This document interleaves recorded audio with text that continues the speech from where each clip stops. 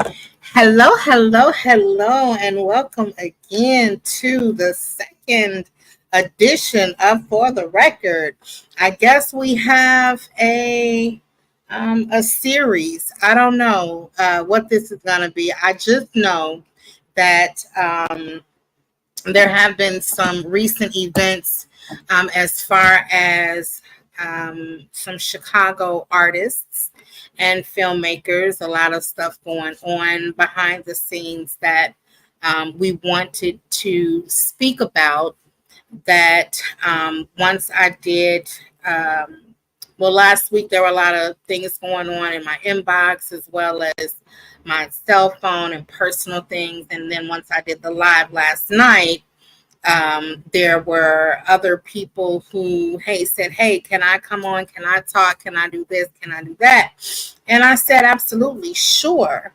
Again, this is not a bashing session. This is not a put down session. This is just merely to give some of us a platform in which to voice their and or our opinions, in which to tell their side of whatever story that it is that they're trying to convey to the world.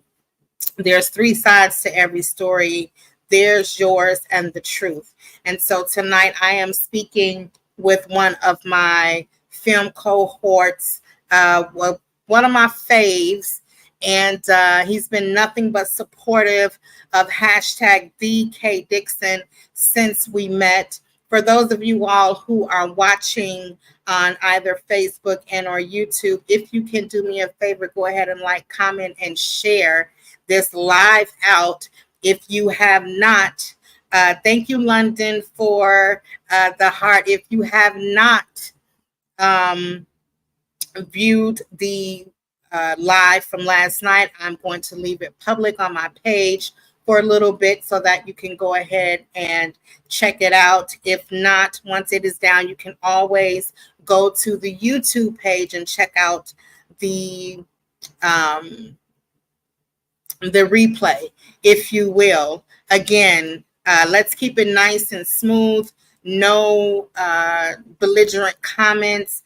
The comments will now show up. They should show up in the live, on the live stream, and I can put them up there. But let's just get into it. You guys, I need you all to clap and make some noise for one of my faves, Mr. Jon Brunson. How are you, Mr. Brunson? I'm here. What a night. How are you doing over there is the question. Oh, I'm absolutely wonderful. You know, I'm like Tina Turner. Long as I'm on stage. Exactly right. Exactly. Okay. Well, I have been a big supporter of UK. You're an amazing individual. You are very outspoken, but you have been very loyal in your support for what you believe in. Absolutely. I respect that to the fullest. That's where my loyalties kind of come in, is if somebody blesses you with an opportunity because they see something really good in you, you ride with that person, you ride for that person. And you should turn around and reach out your hand, and we should be pulling each other to get to the top. Well, as Black Thought would say, because I'm a Roots Crew Philadelphian for life, when he said, it's crowded at the top because I'm on the tip, and this is high up at the top as a brother can get, and that's where I'm still trying to get to. Amen. So I know you're gonna help people get there, and I've seen it firsthand. You've blessed me firsthand. So well, thank you. That's why we're gonna talk about it. Let's talk about it. Let's get into it. Go ahead. And it's gonna be interview style and whatever, and then you can just voice your opinion and say what you need to say. First of all, who is Jon Brunson? Who is he? For 42 years, and that's how I do my math. I'm 43, so I count the years before, because I almost didn't even get the chance to see 43. Y'all gonna learn that tonight. Okay. For 42 years, I've really ducked and dodged the mirror. The mirror has been jumping and slapping at me and really getting me to look to understand who exactly the hell Jonathan T, JT Brunson, JB, Jon Brunson, who this person really is. And who this person is someone that was born in Philadelphia, moved around between California to Arizona, back to California, hit and landed in the Midwest in 96, been back and forth in 2 different areas of the Midwest for over double-digit years. This person, this being, this individual is here for one reason only: to entertain the damn world by any means necessary. Come on. And that's it. And Period. that's it. And how do you plan to entertain the world by any means necessary? What do you bring to the entertainment industry? I'm as big as a brick house. My personality matches. I wish my wallet did, but that's what us starving artists are striving for. I sing. I can write songs. Haven't done it in a while, but I sing every day because I've been blessed with the ability to do it. Amen. I've written 13 original screenplays, one of which actually I found that I created as a web series, which would now be considered more of a limited series that's tied to a movie script that I wrote. Mm-hmm. Don't know where a lot of this came from, but wherever it hit, I was able to clack or pen to the pad 13 significant times. I am an actor. I believed in myself as an actor when nobody else did. Yes. When I barely had it from the family side. But when that light turned on, when that mic is powered, and when I'm the one that has to open my mouth and say something, presence is everything. Yes. You know my presence when I walk into the room, and I'm understanding why presence is so important. And I'm seeing that many lack. I'm seeing that others want. I'm seeing that some will try. And I'm seeing that a few, the chosen few, carries, whether naturally,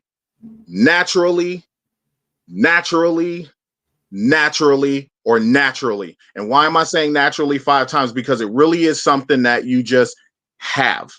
It's not something you can be taught, though it can be sold to you. It's not something that can be explained, though you can still find a means to absorb it. You either naturally carry it or you don't. I took that area of acting and told myself, what if there's more to you? So then I got a birthday gift of a director's chair. And I told myself one day I'm going to use it. And in 2016, I started to. And I've become a director. I've made 3 feature-length films.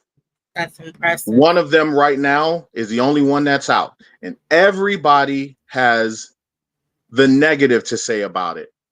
But very few have actually told me what they truly see. And that's what's most important, because there's more to the flaws than just the flaws that appear. We can't always be so critical of what we first see until we see it all. Yeah. And that's lacking a lot. Yeah. And I took that notion from directing and I said, I want more. So now I own all my own equipment. I own cameras. I own lenses. I own lights. They might be small to you, but they're Paramount Pictures to me. I know that's right. And I own all of it. Right. I've worked hard. I've gotten blessings. I've been denied blessings to be granted bigger blessings when I least expected it. Yes. And that's why I have what I have. I am a mini production company. I am a one-man army. I don't want to be.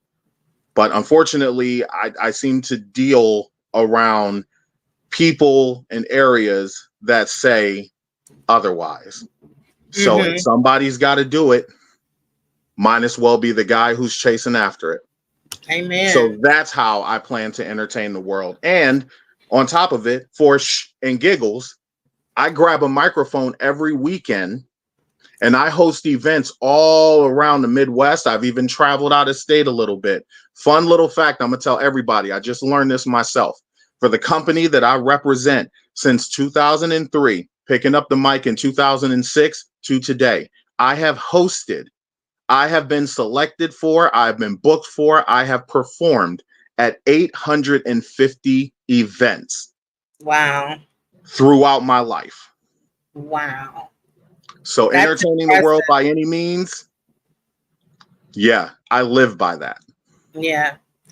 That's it. That's impressive. These 3 feature-length films, let me just say to those who don't know, one feature-length film is impressive. There are some writers who, if you look um, on their IMDb, which is the Internet Movie Database, which some people will tell you, oh, it doesn't matter, blah, blah, blah, blah, blah, but it does.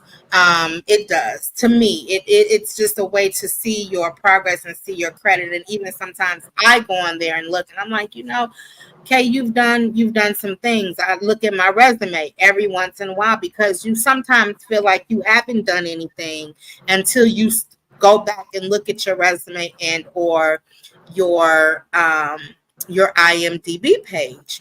So there are some writers that if you look at their IMDb page, some of your favorite movies, and that writer only wrote one movie and it's fire. And the truth of the matter is it only takes one hit. Only takes one hit. So for you to have written 3 feature-length films, that is completely impressive to me from writer to writer.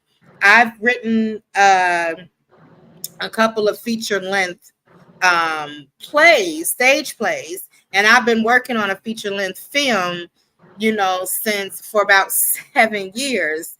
But I can do a short like Nobody's Business, and of course, little skits, just like we just did with Manjo, and the other one, the other one that I'm writing, has been written. So it's just like, as a writer, I'm just impressed. Can you tell us about these 3 feature-length films and where we can see them, if they're in production, what's going on with them, et cetera, et cetera? Well, I wish we had food and beverages because this would be a long-running interview situation. So the first one is called Dissolve, the Game of Truth. It was actually the first script that I had written that was intended to be a short. It was only 30 to 35 pages originally. I loved everything about it, but it can't just be about the writer. It has to be about, what you can gain from the outside, any type of constructive criticism that you can receive to help you grow. And unfortunately, I didn't get that. I got a lot of, I see that you're mentioning this and this is cool, but I don't understand, but I don't understand, but I don't understand, but I don't understand. And the problem is we are tuning everything out to only have the vision of one. And when you only look through your vision, you're never going to understand until you read it, until you read it, until you read it, until you read it, until you read it. And then when it's in your mind a little bit, when certain points of dialogue is sticking out a little bit with certain areas of a location and the description of that location is ringing in your mind a little bit, then you start to really kind of piece it in a certain manner that, one, goes with the direction of the person who's writing it, and 2, helps you to form a better imagination about what you have just read.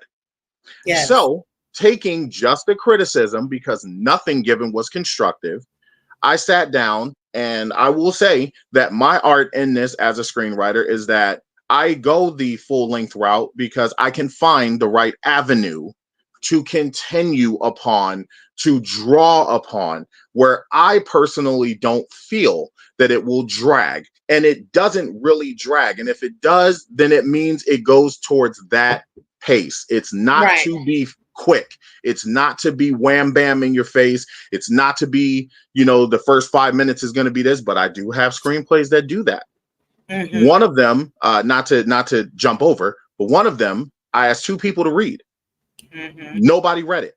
Nobody said anything to me about it. One person who did say that they read it said that I wasn't descriptive enough.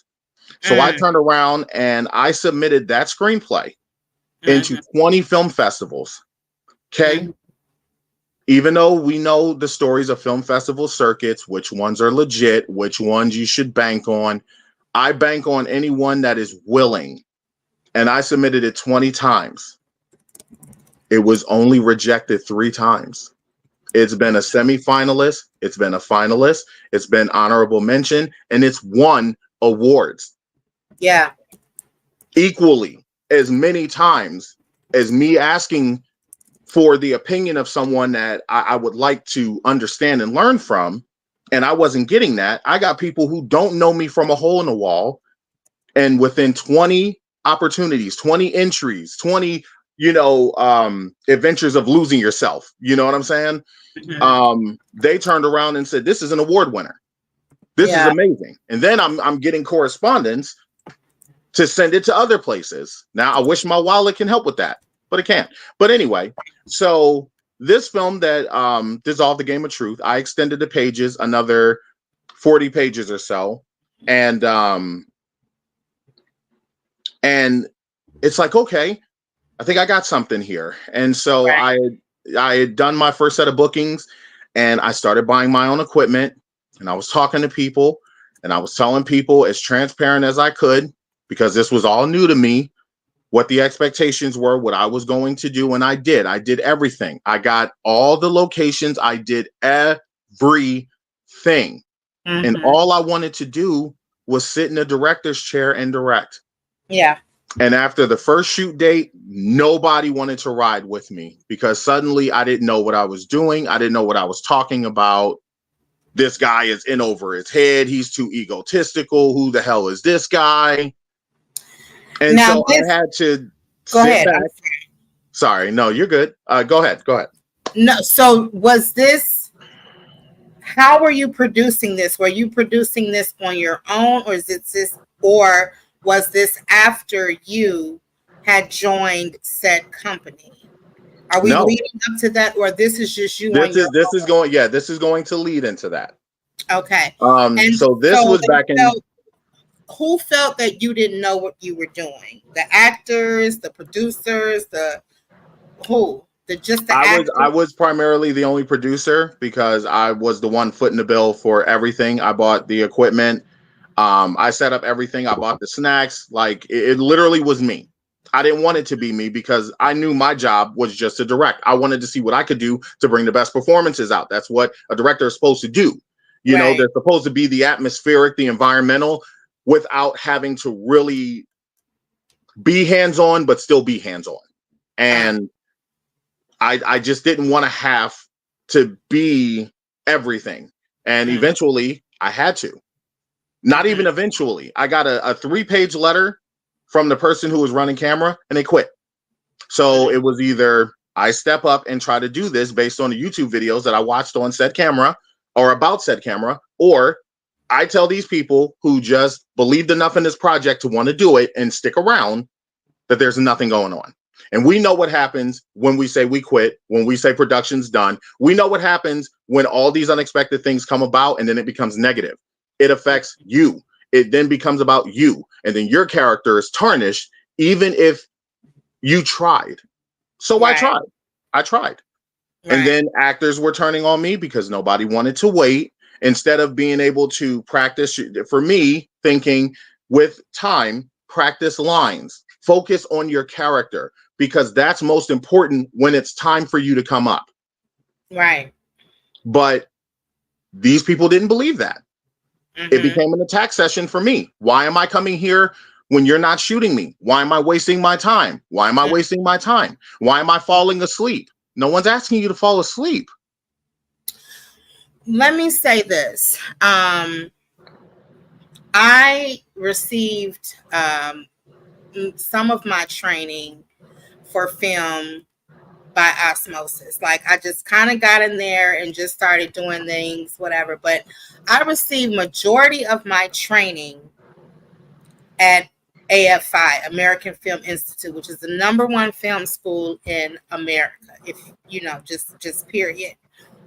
And so one thing, and I just spoke with another member just recently because she was explaining some things. One of the problems that I find with Chicago artists and with Chicago filmmakers is that they do not know, nor do they understand the process of filmmaking.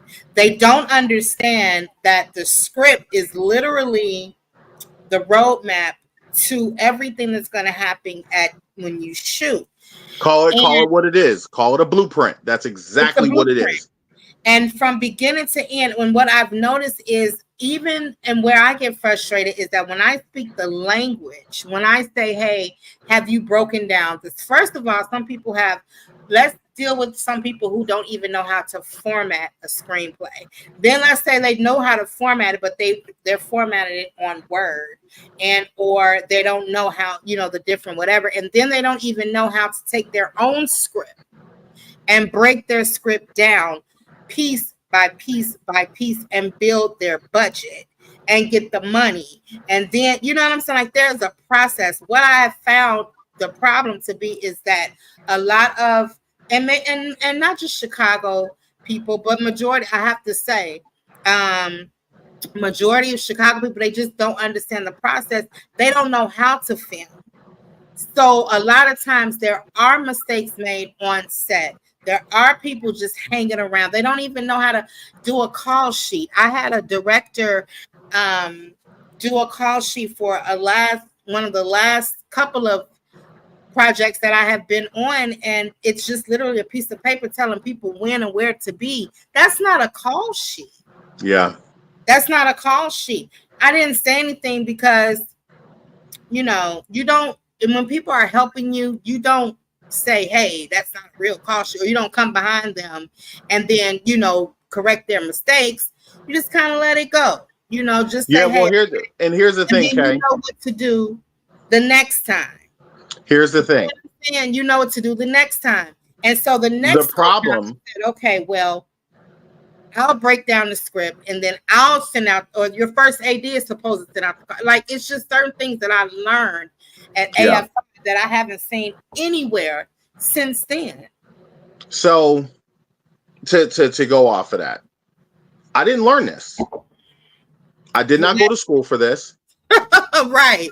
I watch. You see what's behind me? This isn't a special backdrop. Right. This is a part. This isn't even a part. This is a morsel of what I own. I own over 7,000 of ideas from creatives who were like me, maybe even not like me, got the money, built themselves, created the product, does everything, did everything, and now it's sitting on my shelf. Either it's been watched, consistently watched, repeatedly watched, or collecting dust because it's yet to be watched. Right. But this has been my homework since I was a kid, from acting, from performing, singing, all of it. That's how I've learned everything. I am a visual in every sense of the word. Yeah. So when I created Dissolved, it was based off of a confidence that I was ready to bring this next level. Because what you don't know is this wasn't the first film that I tried to make. This was the third or fourth film after heavy insults, after racial slurs, after being threatened, after people just bad-mouthing me. And then saying, okay, I want to build a production team. Then I had somebody who was power hungry. Then I had somebody who told me your equipment sucks. You need to wait and save up and do this. Okay, well, how many cameras do you have? Well, I'm saving up to get one. I bought two and I'm waiting on the third one to come in the mail in a week, which is well before this filming starts. So how about we get creative? Because that's what I thought creatives were going to do. That's how I treated it. I thought we could do this together, build this together, show up on set together, do this together. No, Nobody believes in that. And the very few that do, they don't want to work with the people that are really trying to understand it in a good way. Yeah. They want the snakery. Yeah. They want the money. Mm-hmm. They want the person who has money. Yeah. That's the concern. But then for the talk that you give, your resume doesn't match. Mm-hmm. And there's a lot of that too. Okay. So this guy took his pennies, crappy camera, crappy lenses or not, and I made my first film in 6 months because I had to recast 2 actors, one who consistently badmouthed me when I was trying to do what was necessary, when I wanted to bring something strong of quality and stronger product out. And I felt that just me trying to do it by myself, it wasn't enough. And people weren't reaching out to me. So I needed to reach out to them. Mm-hmm. And I told all my actors this because I wanted them to know what was going on. Not because I wanted to overshare, because I thought we were all in this together. Mm-hmm. And I got a call on a Sunday at 3 a.m. being told, yeah, don't want to work with you. You're unprofessional on every level. You don't know what you're doing. I know I don't know what I'm doing, which is why I'm trying to reach out to people who know what they're doing. Isn't that the point? Right. And, but even in that, even in another actor saying, I'm going to ride with you.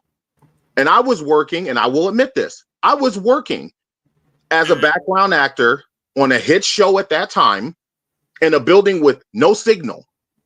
And when we got our lunch break, I had to wait 6-7 hours for this lunch break / dinner break. When I finally was able to get to a window to answer my phone, that person left me a voicemail quitting instantly. Wow.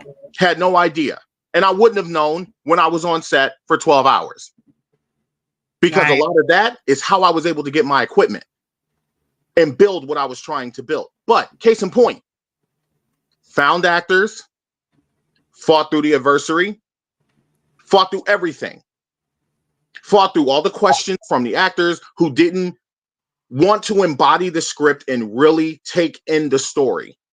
Mm-hmm. They just questioned me the whole time on set. And it doesn't make sense for me to answer a question that the pages that you've been memorizing literally answers. Right. But I did it. It was in April of 2017. Production was done. Filming in the basement, production was done. So now I had to find the means to get it edited. Because again, I'm just a guy chasing a dream. I don't know what the hell I'm doing. Everybody left me. I don't know what the hell I'm doing. Right. But I got another blessing. A gentleman decided, hey, I like what you're doing. Here's what we're going to do. I'm going to help you out. You're going to come meet me here.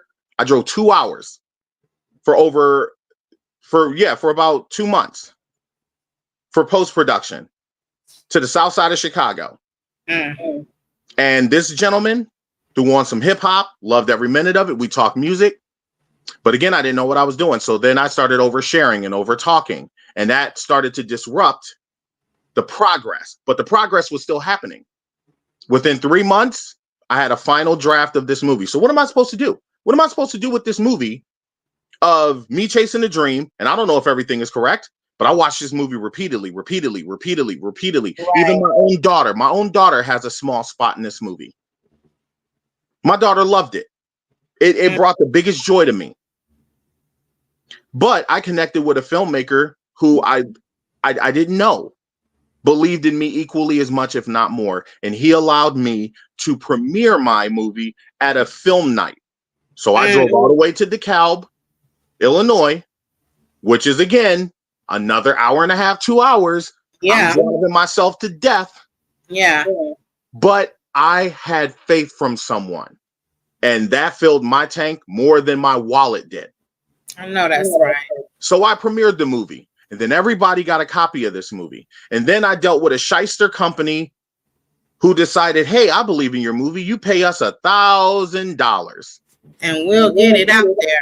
And we'll get it out there. Oh, you want to go to Berlin for this film festival? Yeah, you're going. We're going to make sure your movie goes there. My movie went there. I didn't go there. Right. And it's probably being featured. It's probably that's the thing. all So, at movie theaters in Berlin. Like, you're probably famous. no, So, it was just at a film festival. okay. One of the owners of the company had a festival in New York. He put the movie in New York. I was told I was nominated in 2 areas. Well, 3. So I gassed up my vehicle and I got up at 1 a.m. and I drove to New York. But what y'all don't know is that within the drive to New York, I was insulted up to high heaven. I was about 3 hours away from New York, and I was called a fake Steven Spielberg, a fake Scorsese. Who the hell do you think you are? Because these people expected that I was going to bring Midwest people to come see my movie in New York. How am I going to do that when I couldn't even get people to stay on set the entire time? Wow. You know what I'm saying? But guess what I did? Guess what I did? I drove my ass to New York. I know that. And I watched it on Adobe screen in New York, in Manhattan, because I earned that. I got to meet Dash Mihok, an actor from the 90s. Mm-hmm. He was in the Romeo and Juliet Baz Luhrmann remake. He was also one of the vampires, the CGI vampires, and or zombies in I Am Legend. He was the main one that got angry, the big old head that stuck his head out in the daylight and he got burned a little bit, but he stared at Will Smith. That guy. I met that guy. Right. And that guy gave me love on my movie. You know who else I met? I met the original Kolojito, the actor from A Bronx Tale. And this man went through it. They premiered his documentary, A Wasted Talent. Yeah. Because this man went through it. And people talk so badly about him getting a second chance. Yeah. And I saw this man crying and just trying to save face. And I was able to shake this man's hand and tell him everybody deserves a second chance. And in return, he blessed me with a picture. That's awesome. One of the things that you said that kind of concerns me, and it concerned me last night with some of the things that some people were talking about, the racial slurs and the bad mouthing from, you said, your actors and or other people in this industry. Yeah. What were let's get into it. What were some of the racial slurs that they said? And was this verbally? Was this on paper? Was this a messenger? Was this a text? Goodness. It was literally a mix of everything. What they call you? Most of the time, I'm getting there. Come on now. You can't ask me the question and then be like, talk about it. And get to it. Hurry up and bye. A lot of the times I was just called an Oreo. A lot of the time I was called an Oreo because I speak very proper. Very proper. But let me remind everybody, I come from Philly. You can always bring the Philly out of me if you really want to push those buttons. And as an actor, I can be exactly what you want me to be.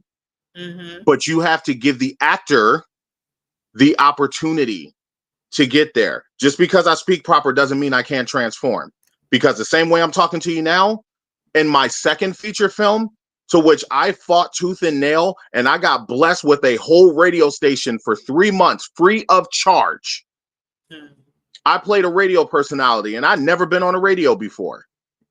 You'll see that soon enough. Because I'm still ice skating uphill to get that done. That film was done in 2018. November 2018, production was done. I've been fighting since 2018 to get this movie out. Because everybody was against it. Everybody roadblocked me. Everybody. Wow. Some of these people are still in my life. Some of them. Some of them. But for those of us who are viewing, for those in the viewing audience who may or may not have heard the term Oreo, can you just explain to our viewing audience what an Oreo means? Listen, Kay. Here's the funniest answer in the world. In terms of racial slurs. I'm wearing it. What is an Oreo? Being called an Oreo means you're black on the outside, but you sound white on the inside. Oh, so then that means that when you speak proper English, that you are white if you learn how to speak proper English. And then if you talk like this, then you not. You're I've not. been So if dropped you the talk M like bomb. this, then you black. But if you enunciate your words like this, Yep. and you talk like you have some sense, then that means that you're an Oreo and you're trying Yep. to talk white. Yep. Oh, I get it. And then that makes you the Uncle Tom. That makes you the N bomb. And I've gotten all of that. I've gotten all of that primarily from one person back in 2013, and it seemed to have slowly carried. And just in little doses, because sometimes this is very powerful when you can show up and do the job better than everybody else in the room. And it's not because you're doing it intentionally. It's because you're doing it because you had the opportunity. So this is why, as an actor, I know what my strengths are. My biggest strength is always going to be delivery, because I can deliver. I know how to talk. I know how to perform. I stood on a podium at a church and I played a pastor in 2 movies. Those movies have garnered 50 or more awards. I'm actually going to miss a festival because I'm booked to MC an event on the same night. This is the first festival that looked at me and said, Best Actor nominee, Jonathan Brunson, and God's Not Here. I've never heard that before, because everybody in my life from high school to now, I was never a good enough actor. Ever. Wow. No matter what I gave, no matter what I did. Oh, he's a good singer. He can dance. Oh, he's an actor? Really? Yeah, no, he's not an actor. He sucks. I've been hearing that all my life. Yeah. So you can sing, I read your script and shuffle. I saw your performance. Your performance was garbage. I saw your audition. Your audition was garbage. But the same garbage got the blessing to do a Ford commercial. Same garbage got the blessing to do an Intuit MailChimp shoot, and was the only person that was able to stay longer to do more in that shoot. Same garbage stood on a podium in a church, played a pastor twice, and mostly through all the feedback and conversations, that person who played a pastor made people cry in church as if a pastor was delivering, had a pastor in the church come to said actor who's never been a pastor before and ask, do you want to come and deliver the sermon tomorrow? Wow. Do you want to come and speak to the church on Sunday? Because I think they would really love it. And all I did was memorize my lines and embody the character. And lastly, deliver. Awesome. Because that's my job.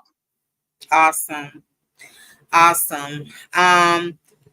I can't speak on the Uncle Tom statement. Always, it doesn't boggle me, but whenever people use that, I don't even deal with them anymore, because I understand and I know that they don't even really know. I know 2 things. If they call you an Uncle Tom, that means that they haven't read the book, and they haven't read the book, because Uncle Tom, when that's a whole nother subject, when Uncle Tom was not the way that they are portraying Uncle Tom. And so I just know when people use that terminology, I know that they are very ignorant.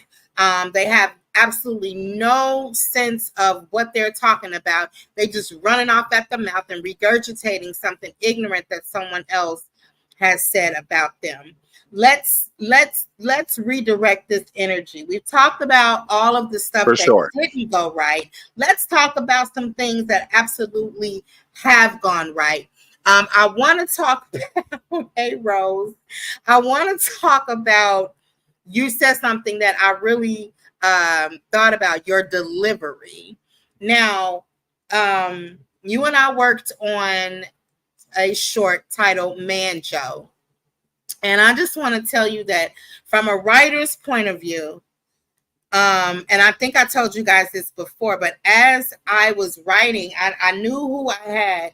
I knew the actors that were coming, and it was so funny because as I was literally thinking about you guys and writing your lines, you guys were walking into the door at the time that, and I would say John's character, and here you come in the door. I would say Nikki's character, and here he comes. And I would say Raphael, and here he would come. And then Luke, and so it's just certain things like that, it's part of the magic of filmmaking. It's part of the magic of writing. And I'm quite sure as a writer, your life is not at all normal, if you will. I know it's always some things going on, and that's just because writers are the gatekeepers to pretty much any and everything. And because our brain is wired different, and because our vision is so different, our lives are just completely different.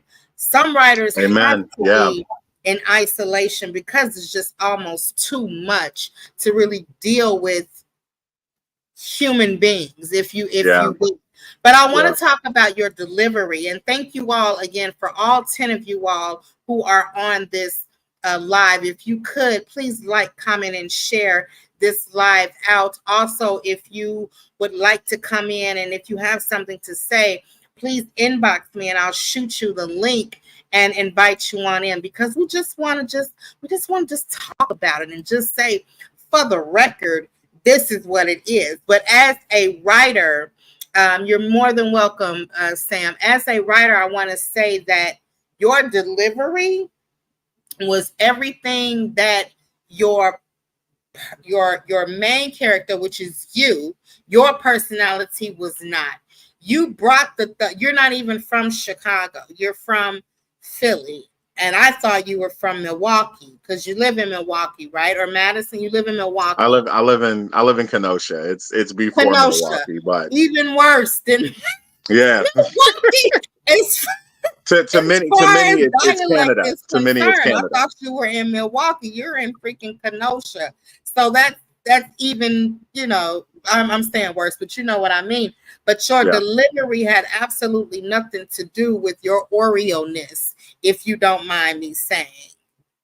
If I can say that as your sister, because you know how I mean it. It had absolutely nothing to do with that. Let's talk about that film. Really, really, let's talk about that, and let's kind of walk through the series of events that led up to now. Yeah. So, okay. I was already like in my head, because within that time I didn't book a lot. I didn't get a lot. Now, again, I spoke of this film that I am very proud of. God's Not Here, directed by, I am going to say a couple names. Okay. But it's because of this project. God's Not Here, directed by Matthew Chiquella, a great man who looked at me in five different instances and believed enough in me to not only give me an opportunity, but let me build towards a leading part. Okay. So there were people who were moving past this project and all the acclaim that the project was getting in the festival circuit, but somebody wasn't. Somebody was still looking at the bills piling up, looking at, how am I going to take care of rent when it's falling on, weekends that I'm not working as a host or as an MC, when I don't have an acting job booked, when I don't have the security blanket that is needed to make sure that things are good. Right. I was scraping the plate, damn near to the point of eating it. You know what I'm saying? All the ceramic goodness and all, because I didn't know what to do. And I happened to come across a post on Facebook by Kay Dixon. Kay Dixon was looking for some actors. And this was the start of the collaborative that people were coming into. Correct. That I have been a part of. Correct. So I responded because we didn't really get a chance to talk. We just kind of said something here and there on Facebook. Maybe I joked with a comment or a GIF or something, and there was a reaction because I like to keep things light. But you responded. You asked me, okay, hey, I have this part. I think that's good for you. Are you free on this day? And the minute that was said, I knew to make myself available by any means. So I did. So I drove all the way to the studio. Everything was still being set up. You were like hibernating in the office. Like I think I'd seen you come out maybe three to four times that entire shoot. You did not leave that room. And I'm looking around, I'm in awe. But I know respectfully, as a person who's coming in as an actor, mind your P's and Q's, stay to your character. And the funny thing is, I just started really getting into the script on the ride there to understand or try to understand what was going on. And then you provided the script when we were there. So everything that I did was on site. Okay. Literally. Yeah. Was on site. Absorbed, taken in, understood, bringing, performing, all of that was all on site in the studio at that time. Yeah. And so the cinematographer was moving back and forth. And I know I met him briefly. But I don't know. I felt like I was a sore thumb. Like the vibe wasn't completely there. And then one other actor showed up. We were waiting on the third actor. You had kind of popped in the room, and I kept looking at the script, trying to get it. And then you're like, okay, this is a comedy. Okay. What I'm thinking is we're going to do this and we're going to treat the situation like this because this guy, blah, blah, blah, blah, blah, blah, blah, blah, blah. So as an actor, you want to listen, then you want to respond. And if you are experiencing that, you want the experience to show where it's necessary. And where it's necessary is in the character delivery. Mm-hmm. So I'm thinking to myself, well, I usually, because of my stature, I'm usually like the big bro. So I'm going to treat this guy like he's the big bro. Mm-hmm. And I thought, he'll start off this way, but really he's a punk when a weapon is drawn. And, I was having fun in my mind. And then finally, okay, we're all set. This is what we're going to do. Action. And so now I'm getting into it. Then I'm told I'm not doing something that I know as someone who is coming out and doing this as often as he can, as much as he can. I pay attention, I listen, and I will do. I'm not going to overdo. I'm not going to over exaggerate. But if the feeling is there, I'll move with it. If it's okay, cool. If it isn't, guess what? I'll nick it. Yeah. Plain and simple. So then it was brought up again. And this was shortly after you had already come in the room when that person wasn't there. And you had already said, you know what would be funny? I think you, middle actor, should do this. You, end actor, should say that. And then you, big bro, you should do this. Right. So I kept that in mind. And then it's being done in a take, but then middle actor might be taking too long to respond. End actor might be taking too long to respond. And you can only let that go on for so long until it becomes dead air, until it becomes a waste. Yeah. So now what does the experience tell me to do? Well, the experience says you've done a little improv, just jump in there and kick start it up. So now you can keep things moving. So now that's being done. Now there's a cut. Now I'm being told, okay, you're not supposed to say this. Actually, the writer came in and just told us to do it this way. No, you're not doing it. Yes, I am. Like I'm getting frustrated because I'm thinking, how am I not the one doing the part when I know I'm the one doing the part? But according to this person, I was not. So after 2 or 3 times, you either start getting beefy, and create an issue, or you just shut up, grit your teeth, and you bear it. So that's what I did. Okay. All right. Okay, cool. Got it. And then we waited for the writer to come back in, and then the vibe finally started to come together because somewhere within these performances, the 3 actors in the main space was somehow getting it. Yeah. But then now we're adding in 3 other actors. Okay, well, now this is what's going on. And then they're going to come in and do this. And then all of a sudden it became this whole array of conversation that was unnecessary because people were telling people what to do and how to do it when that's not what's being asked of you. Supposed to go, right? We know it because we have the script. We know it because the writer is in the room. We know it because we are being told by the writer. Mm-hmm. We are presented several pieces of paper by the writer. There's nothing more that needs to be said. Right. Now we just need to make it look natural and not look like a bunch of guys sitting in a room acting like they're actors. How many Exactly. projects of those have we seen? Exactly. Many. But exactly. for me, I'm like, stay in your lane, keep doing your part, focus on your part. And if you can motivate somebody else, do it. So I'm trying to motivate the middle actor. The middle actor is heavily overthinking. Don't know why. You're doing a great job. Just keep the energy. Don't worry about it. Well, I just want to make sure just in case. But all that's doing is prolonging the delay. We don't want to do that. We can get this done. Let's get this done. And it's getting it done in a good way. It's not getting it done like I'm in a hurry, because I'm not in a hurry.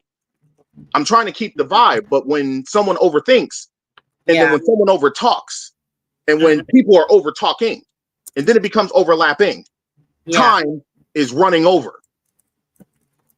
So now I get to a point that I just shut up, because clearly middle actor isn't hearing me, or maybe not listening. An end actor is listening but not hearing. So there's nothing more I can say or do but stay in your lane and focus on your part. Okay? So now we're getting into another take. Now it's making more sense. Now a lady actor is coming in. Now it's about making sure they know their part. Some of the part was getting fumbled, but it still worked. Writer is in the room, hearing a laugh here and there, hearing a laugh here and there. That excites the actor who's trying to be funny, but not trying to overdo it. And next thing we know, that's a wrap. And then it's this long wait, because the process of this as a performer is, this is amazing. I can't wait for y'all to see it. Yeah. When are y'all going to see it? Well, when am I going to see it? Yeah. And then poof, one night on Facebook, here it goes. Joe short film. Here it goes. And I watch it, and then I'm watching and I'm listening, and I'm like, is that laughter? Like, is that audience laughter? Yeah. And it makes you laugh, even if you don't fully find it funny. Yeah. Even if the timing is like worth the chuckle, but like you hear that audience laughter, and it felt like this. Yeah. Exactly what it needed to be. Whatever the salt-based sprinkle was that y'all came up with for that audience reaction, it really it did it. And then all of a sudden, I think we're going to see 5,000. I think we're going to see 7,000. I think we're going to hit 10,000. And this was all within 72 hours. 72 hours. Period. And let me just say, let me say a couple of things. As far as the editing process goes, the director and DP is super duper busy. He has a lot of stuff going on, and I don't think that was priority for him on the editing side, because he has so much of the things, and it was just something that we were doing, and we were just whatever. But that's something that filmmakers, especially writers, producers, and directors, need to be absolutely more conscious about, because actors do come in and they do some things and they whatever, and we take our sweet time editing it, and people are like, hey, what's going on? I'm guilty of that as well.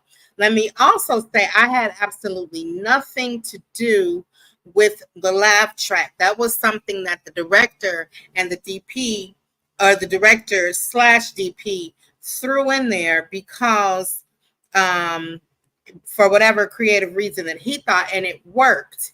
And I think one reason, and I was super duper shocked, I was super duper stoked.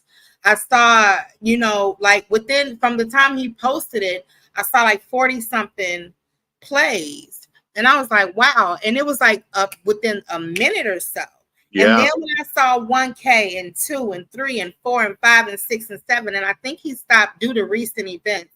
I think he stopped sharing and or tagging me and or us in the post. But I think Raphael said it might be it got to be up in over 10 by now. I'm quite sure. And I don't know how monetization goes as far as Facebook and YouTube and things like that, but I know over 10,000 views or over 10,000 followers or over 10K something gives. And the director had an awesome idea on how to further monetize it. And we had so many plans on how to, to push the show forward and to do it again. And then, and then tragedy hit. And then tragedy hit.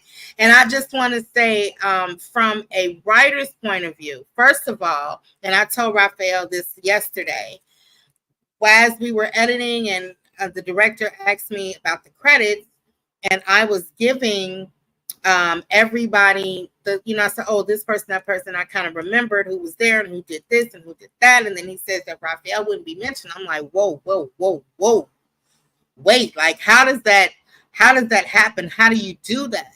Well, the producer doesn't want him to be mentioned. I'm like, whoa. Like, and there was actually talk behind the scenes about CGIing him out. And I'm like, well, how do you do that? How do you CGI him out? Yeah. How did the director told him this? It wasn't me. The director told him, like, bro, this man wanted me to actually CGI you out. But what got me was that his name wasn't mentioned. That's the first thing that got me. The second thing was, as we were talking about it, of course, he was like, yeah, well, that Raphael is not going to be part of it anymore. And the producer's like, well, this is for paying and or paid members. And then as the director started going through the list, he's like, well, this person hasn't paid, this person hasn't paid, and this person hasn't paid. I'm like, so are we going to have a show or what? Now, when they told me that they were going to replace Raphael, I was like, and this is how, for the audience, for you civilians, this is why shows get messed up. If you've ever been watching a show, you've been following a show, and then you see this actor, and then they switched out with this actor. But if you notice, the energy shifts a little bit. Like, take Roseanne, for instance. The original Becky is Becky, and then they slid in this other Becky, and it's like, who is she? For whatever reason was going on. But when you begin to switch actors, you switch the energy, you change the energy. Yeah. And for me, even when they said that they were going to replace Raphael, I'm thinking to myself, that's the dumbest thing you could have ever done, because he was all three of you all had chemistry, and all three of you all, you all rocked it out. And as a writer, I wrote specifically for you three. Like, I knew who I was working with and I knew what I was doing. So when he said he's going to replace him, I'm thinking to myself, I wouldn't do that. I wouldn't do that. I wouldn't switch up that. But again, I'm only the writer. I'm only the writer. It wasn't my project. It wasn't my, I wasn't the director. I wasn't the producer. You know what I mean? I'm only the writer. So I'm like, okay. And so then when the other issues started coming up about the paying, this, that, and the third, and I'm like, so what we're going to do? We're just going to replace all three. Like, it did not make sense to me. Again, there was nothing. I mean, my power is what in the pen. So I even said, okay, well, is there a line that I can give somebody? I wanted to give, I think, you the line, because when you take people out of a show or a series, you kind of want to write them out in a certain and specific way. Yeah. You don't want to leave the audience to be like, well, what happened to Raphael? What happened to him? What happened to? So I wanted to have I wanted Nikki's character to say something about Lil Cuz, or you say, man, where's whatever his name is? Yeah. He doing big things. He doing, like, I wanted to write him out, and the director was like, no. I'm like, whoa, like, this is deep. This is like, what is this? What is the point? So I kind of got like, and there was still talk about doing the show again. And I'm like, well, if these three aren't gonna be, if they're not in it, then what are we doing? What's really going on? Absolutely, Rose. Like, what's really going on? Why? Because as a writer, I'm a visual. So I didn't Yeah. even want I'm like, well, how I could not picture anyone else playing these roles but you three.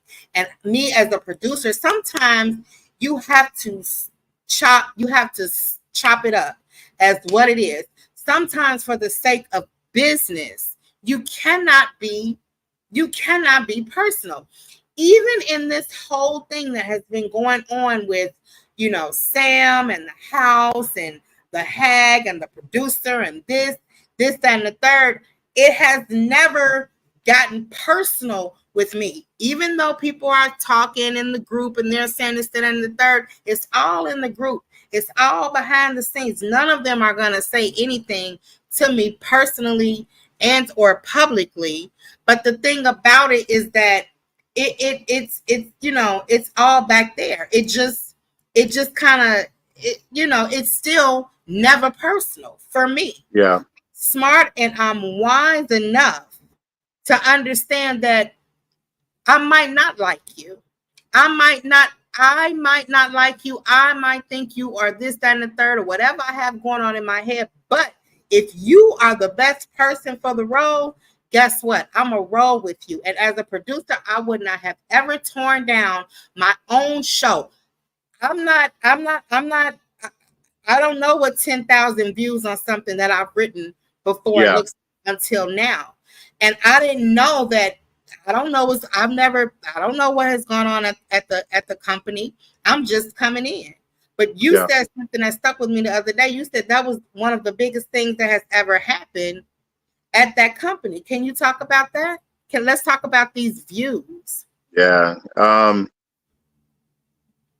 Yeah, this is tough because I'm just an outsider. Okay. I believe in the collaborative.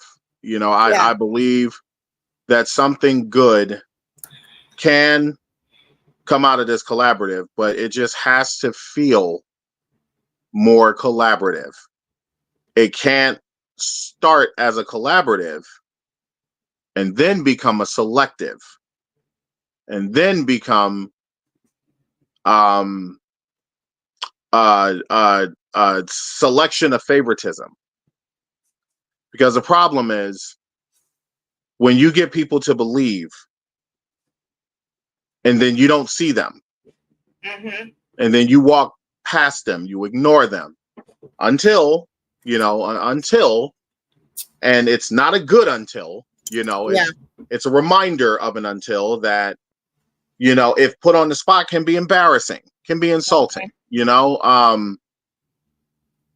when that comes about, then it makes you change the idea of what this collaborative really is. And I'm an actor. I've been blessed by a person when I told them that I believe in this. I've been really blessed by this person to be a part of the collaborative. Mm-hmm. And so I'm a part of the collaborative. But then when you do something and you share it because you think with the collaborative, I'm going to share the victories, and we're hoping that as a collaboration, everyone can help share the victory together, put more eyes on it, build from it, and then that doesn't happen. Yeah. Matter of fact, within the collaborative, I think I remember speaking about a premiere. Uh-huh. The premiere was for God's Not Here Too. Mm-hmm. And I posted it all over. And by all over, I mean basically my page and constantly taking and sharing. And then I was asked to make special videos as the character and, or to speak about like the character. And I did all these things because I was hoping that in being a part of a collaborative, a lot of the collaborative would have shown up and shown out for you. Mm-hmm. And one specific person did. And not only did he, But he grabbed the last set of tickets, brought his family, and his family and him gave me the biggest love that a person could ever receive. And the thing about me when it comes to my performance, I don't know how my performance looks. I haven't seen it. Even if I have seen it, I haven't seen it. It's about being with the audience and understanding if the audience sees it, you know, because then it brings the feeling of your presence and the final product and how that works. If it doesn't work, then I expect just oh yeah, man, that was okay. That was good. You did all right. But this particular person talked about it, posted about it. And that meant everything to me because that's a choice. Right. We can choose to really support one another in a collaborative effort, in a collaboration, or we can just be about a main person speaking because they got something that we want. And as an outsider looking in, I think some of that, a lot of that, most of that, the majority of that attention is in that lane. It's not on the idea of collaboration because everybody should be wanting to work together. Yeah. People should be saying, hey, Kay wrote the script for this. So I think in this next project, I need to contact Kay. Let's see if we can put our minds together. Yeah. To build this. And then, hey, we need actors. Do you know a few actors that you work with on something that really stood out to you? Yeah, I remember this actor, this actress, this actress, this actor. Let's talk to them and see if they're available. Okay, well, one or two of them may not be available. So let's talk to me, turning around and grabbing that hand was what I thought the collaborative was. Yeah. And it kind of wasn't. Yeah. Or maybe just wasn't for me, but for select others. Right.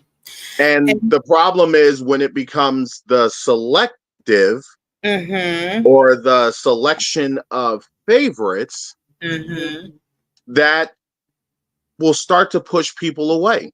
And I'm loyal to people that are or have helped me in a major way because respectfully, we deserve that. We deserve a writer that really will be there because you assisted them in a way that they needed. So let me help you in the biggest way that I can, that doesn't fully strain me or pull me or twist me. Let me work around what is needed because you assisted me. Some call it a barter system. Yeah. And I just work like that. So I had hoped that being a part of the collaborative, that I would be bartered as much as as I could reach out and ask. But that wasn't given to me. Even in select conversations, it wasn't given to me. Yeah. I was being told of projections, understandings, you know, the building of this, the eyes. Do you know the eyes that you're trying to reach? Yeah, I have an idea of that because I'm a young man. Right. My humor ventures somewhere between commercial, foreign, and somewhere out there. Somebody will make sense of what I'm trying to say. So I believe that I'm in this area, you know, that I'm in this square, and within this square, there's 20s, there's 30s, there's 40s, maybe up to 60s. Right. But my idea for what I want to do is built upon if you watch, if you listen, because I'm not about predictability. I'm about showing you an avenue and then taking you here. Yeah. Because when you don't expect that, we as people talk about it. And when we as people talk about it, we as people spread that information. And when we spread that information, it brings you to the internal question of, damn, do I need to watch this again? I think I need to watch this again because I think I missed something. Mm-hmm. And that's how you build classics. Yeah. That's how you build the stellar product. Mm-hmm. That's how the product becomes a product. And that's missing. It's missing. It's missing. And not only is it missing, some people are holding the shovel and got the dirt on the shoes where evidence is clear as day on them, around them, surrounding them. And they're lying. Nah, I don't know what you're talking about. What do you mean? Nah, what? Nah, this he crazy. He's saying that's what it feels like this is today. And it hurts because all I want to do is perform. Every performer wants the opportunity to perform daily. Yeah. Every second of our lives, we want to perform. If not perform, create. If not create, write. If not write, create. If not create, perform. Like every day. Every day. And here's the deal. Like, that was my impression too. It was my understanding because the person who brought me in had been trying to get me in since it was a different company before and it was a different structure. And I'm trying to understand. The story is that some people took over that structure, but they still have the same building. So I'm trying to understand, how does someone if I build Mage Motion Pictures, which I'm building, I don't care how many boards we have, you're not going to come into Mage Motion Pictures and just take over Mage Motion Pictures. I just don't understand it. And then to be in the same, this is the studio where I'm at, like even right now, it's the studio set, whatever. Mm-hmm. This is Mage Motion Pictures. How do you, and I turn you on, you, John, Sam, Rose, whatever, everybody that's on the live, and then you all get together, y'all gonna come in over here. You're gonna take Mage Motion Pictures in name, but we still gonna use the studio. It never made sense to me. But my interpretation of it, my thoughts was that you, like, let's say we did Manjo in January, and then it was like kind of like a rotation thing, like a mandatory thing, like, hey, if we all help Brian, then or Nate or Sarah or Josh or whomever, then Josh and Sarah and Brian have to now help John, whose project is next on the list, because we have a master list of projects that and somebody take notes, because maybe this is something that needs to happen elsewhere. Maybe this is something new, that maybe this is what needs to be done. If we have, let's say we have okay, for the first quarter, we have 3 projects: Manjo, God's Not Here Part 2, and The Mates. Okay, we know that Manjo is a TikTok. We know that Manjo is a reel. We know that God Is Not Here is a feature, and then we know The Mates is a short. And so we figure out, okay, well, we did this project, and now this is what's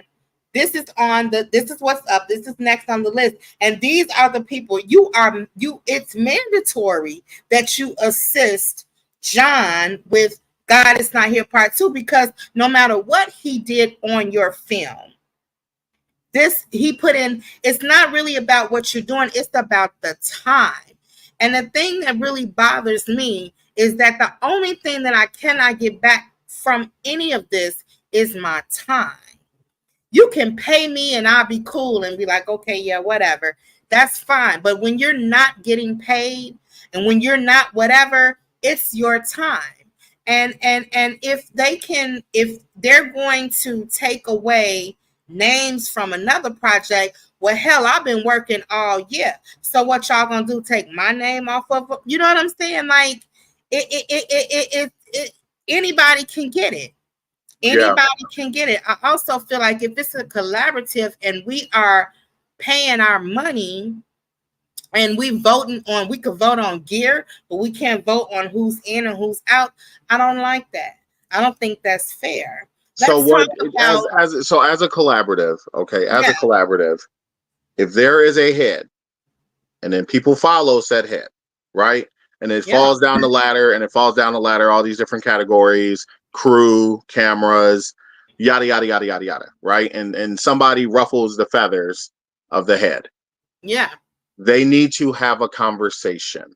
yeah, The talking amongst those private parties needs to happen for the solution then to be utilized now. There right. should have been a conversation. Egos need to be set aside. As people, we are prideful at moments and sometimes egotistical when not asked for it. Uh-huh. Okay? We need to put aside the ego. We need to understand one another. We need to get down to the brass tacks, find the problem, create the solution. And if there's no solution, equally mutually say, this isn't working. This is going to need to be done. I'll give you this. So, in this situation of Manjo, if this particular actor was a problem, there should have been a solid Yeah. setup of a conversation between A and B Yeah. only. Yeah. Nothing else. It Not did that. not need and does not need to be public. No one else needs to know about it. It Yeah. needs to be a one-on-one conversation for two adults, two business creators, two creative seekers, two dream chasers, one execution, one plan needs to come together Yeah. and have that conversation. Mm-hmm. And it doesn't matter how long it takes. Yeah. It shouldn't. Okay. But come to a realistic conclusion. That's it. This can work. Find a way to make it work, or it doesn't work. So listen, you're already in this. I feel that one more episode, one more short of this, and this particular role you're in will suffice. And from there, we have to part ways. Yeah. Or from here, if this becomes bigger than both you and I's expectations, Mm-hmm. then I will keep you on when you deliver a percentage of blah, blah, blah. Mm-hmm. And let it come to an agreement between those individuals, no Mm-hmm. one else. Yeah. But everybody is insistent of being in everybody's business. Mm-hmm. This is a problem when it doesn't concern you. Why are you offering your opinion? Why are you offering insults? Why are you insulting when you weren't there? You don't know. You were not present. This needs to stop. Yes. We're Yeah. human beings. Yeah. We're not losers Ha. unless we self-sabotage our situations in every aspect of our life, and you've seen it front and center. Oh yeah. We're not losers. We're not inhabitants. We're not miscreants. We're not these low Poor. degrading things that maybe someone else has plugged into your ear and you thought is a fancy word to use for the day. So now it's being used to explain. We're not these things. Like Anyone else, we're trying to understand. We are trying to learn. Most of us that have been learning and moving want to evolve. A lot of us want to find what connects us to this to make it a home. And what do we do with our home?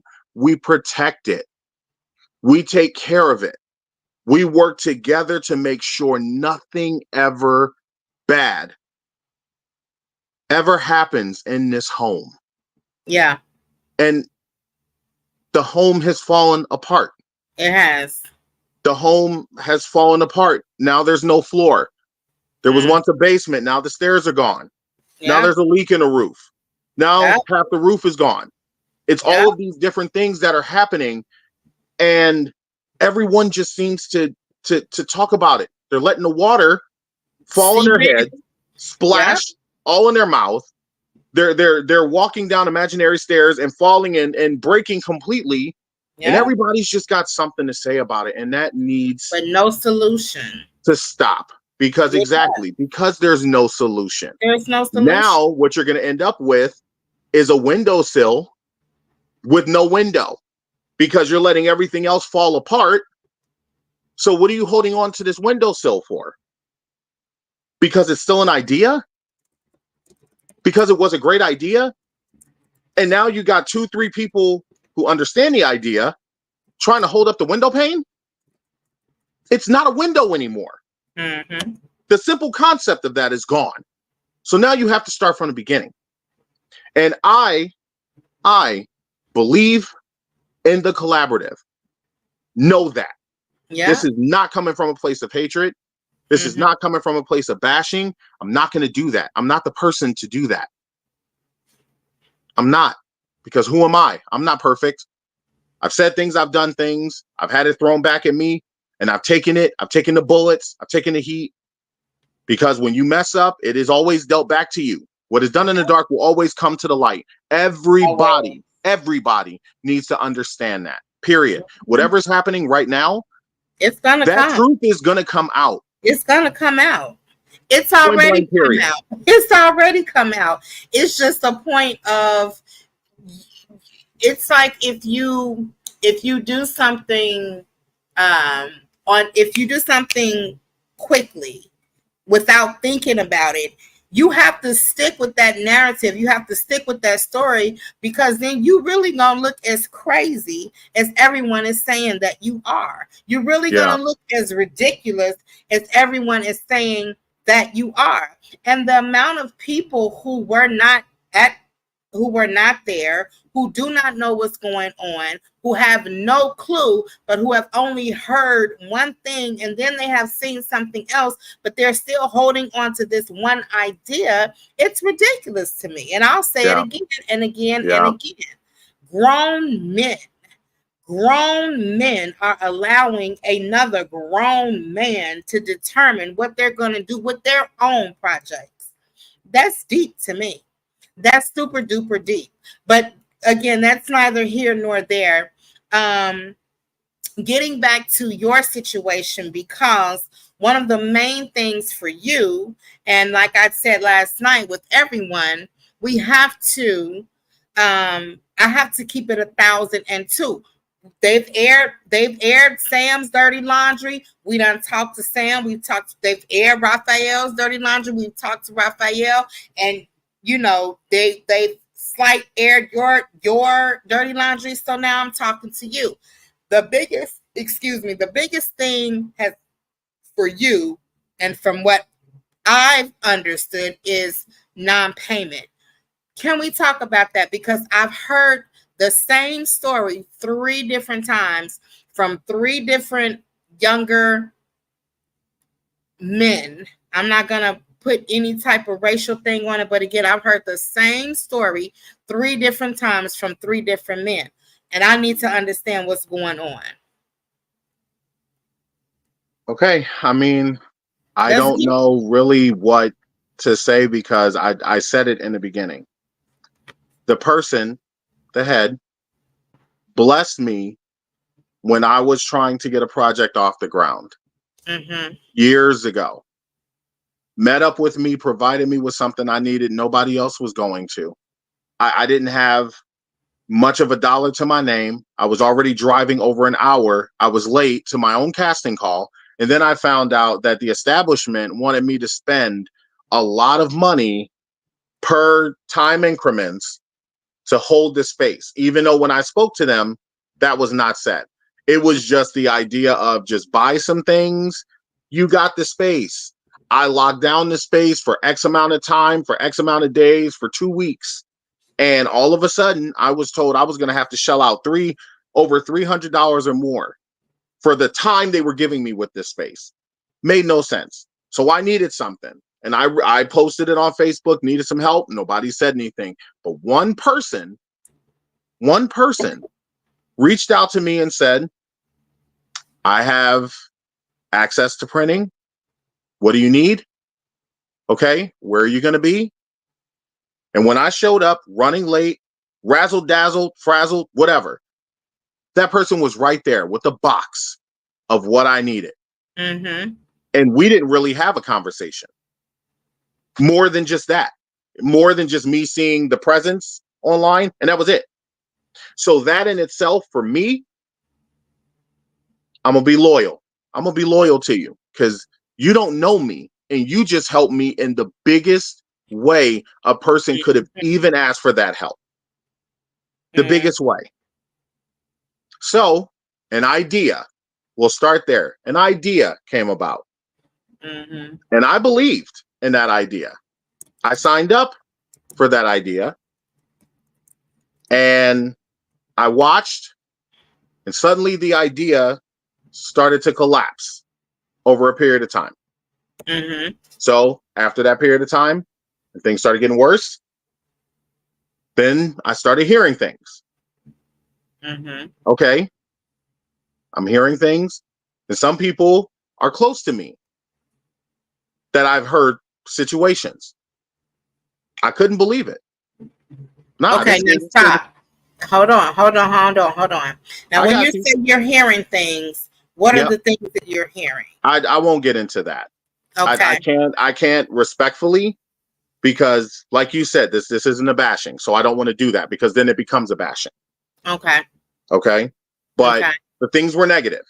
Okay. Okay. The things were negative. And I'm also seeing that some things being said from the head comes off as negative too. Mm-hmm. Me, the person trying to understand the situation, I'm not going to fully place judgment. I'm trying to understand. And I'm starting to now grasp that within a period of time of seeing the words, this is a personality. So now when you start to grasp the personality, you should really start to understand the person or formulate an idea of understanding about the person. So now the idea is completely washed, right? Now comes the rose from a concrete, the idea of a collaborative. When that was brought about, I instantly wrote the head, spoke personally, but I'm in an embarrassing situation because at that time I didn't have a job. I was trying to just take care of things, and then I had a job, and I was embarrassingly let go. Something completely out of my control that I didn't do, in a sense of how the image was painted, but people painted the image. So therefore, I lost. And I spoke from the heart to this person because I went to see the house of this idea of the collaborative. I went. It was out of my way, but I wanted to be there because I was loyal for a person that came through for me that I didn't expect. Right. Now, when I drove there, everybody, I was still devastated with the loss of my second oldest brother, who I had just lost prior. I wasn't in the right frame of mind to be anywhere in public. And I still showed up. And not only did I show up, but the head saw me and even spoke about it. And that damn near crushed me, but in a good way. Because someone who I didn't think was paying attention was paying very close attention in that Right. moment. So what are you doing that? You don't have any ill will. You don't have any ill feelings because someone understands and said something. And that opened the door. So I talked to a few people. And then after that personal conversation, the head said, make sure you reach out to me. I did. They said, okay, I'll help you. I got you. Mm-hmm. And they told me what it was going to be.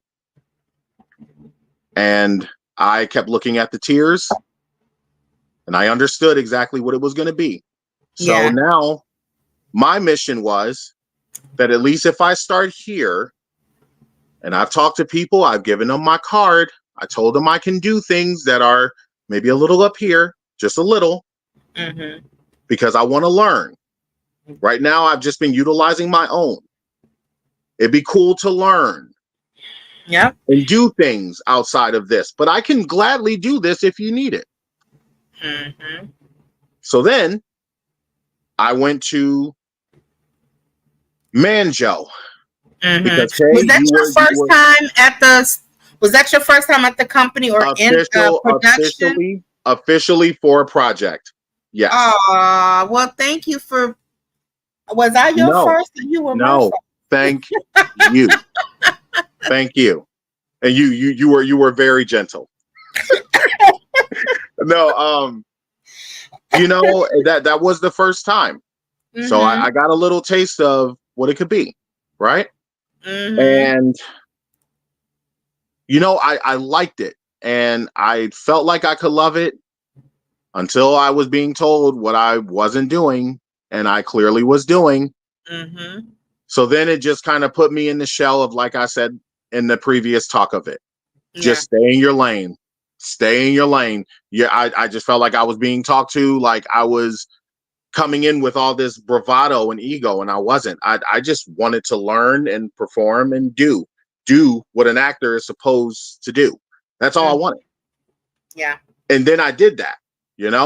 We were given food. I'm looking around. I'm seeing everything. It's awesome. Like, this is a big feeling for me, but it's also motivating for what I'm trying to do with my own. Mm-hmm.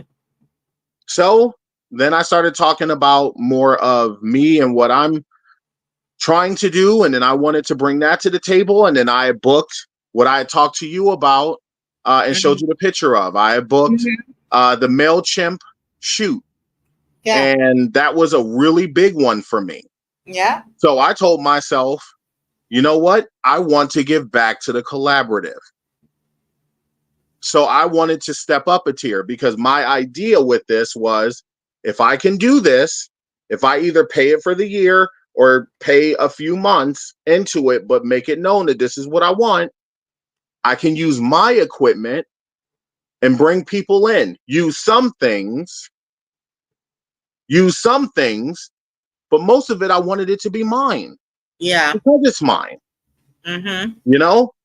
I was going to lug my own equipment. I just wanted to feel that the collaborative was going to be a collaboration. Mm. And then in select conversations within Manjo, I started to learn that it wasn't. Yeah. Because it was always coming back to, well, with this one, with this tier, you get this and this and this and this. And I like that. That's cool. I might utilize a thing or two, but I want to use my own. Mm-hmm. I would like to work with people who understand what I have, and let's try to use that. Yeah. I own 3 cameras. Mm-hmm. Now it's double that. I own 6. I own over 20 lenses. Yeah, they may not be the biggest of lenses, but they're really good, at least to me. Well, maybe you should follow the blueprint and start renting your stuff out as well, and just, I don't know. Trust me, I'm trying. But the problem is, I'm trying, but the problem is this market, when they don't know you, they don't care. That's true. That's true. Period. No matter how much I've talked about things with the collaborative, I've shared, nobody's getting back to me on it unless it's something negative. Yeah. And eventually it got to a point where it's like, okay, well, I'll wait. So I waited. And then every now and again I would say something. But then I noticed that within a conversation with the head, something along those lines were brought up. And to me, it was kind of hurtful. I understood the business acumen of what he was saying. Yeah. But it was hurtful because you're not looking at effort. You want the results. And when you see that the results are nil, you bring that to the table. Yeah. Instead of maybe offering a way or two to gauge eyes, gauge more reaction. And to me, that just said, well, your efforts are shit. So why even keep doing it? But I'm not one to give up, people. Yep. I gave up one time because when I was told I was an Oreo and dropped the N-bomb, I was forced at that point to have to sit down, look at my situation and say, I quit. And that was the last time I ever did that. I don't quit. Period. I don't. I will believe in everything until the well runs dry. When it's done, and that person is saying it's done, then it's done. Then it's done. But I will lie to you. So, but okay, let me get to the end. So I would sit back and being lighthearted, being me. I want to say something. I want to say something funny. I want to say something like create a great week. Because I would say that a lot. Because we're creators and a collaborative, and we should be creating a great week, a great day, a great month. Almost every day. Remember my blessing. Yep. And I just started to see that suddenly one, we don't want to say a weed, but like a rose that comes up from the concrete, sometimes there's that other little sprout, and sometimes that sprout gets to be a little bigger and it starts to take over the presence of the rose. So come on, that sprout suddenly was being talked about, was being offered, was being presented to people and talked about so highly from the head. And then another sprout, and then another sprout, and then another sprout, and then another sprout. Yeah. And that's cool to me. But it's not cool when you're the flower that's trying to bloom in a garden that's now covering your shine and taking away your opportunity for growth. Not that it was being taken away, but it's getting overcrowded. And now it went from the collaborative to the selective. And then the selective was getting the attention. And so with that attention, there's movement. Yeah. And then I got lucky. I got another blessing. And under the camera eye of this person I had met once before, not that it was their choice, but it was a great experience to work with them in this setting. I found myself on the set of a feature, and it was a paid feature, and there were several people that were a part of the collaborative, but not everyone. Yeah. But several. Yeah. So I got the blessing to be present in that. Yeah. And I thought again, with that, now there's a little social media push. You would think everybody's going to talk about it. Oh, yeah. Oh, yeah. And it was presented, and then it was not mentioned.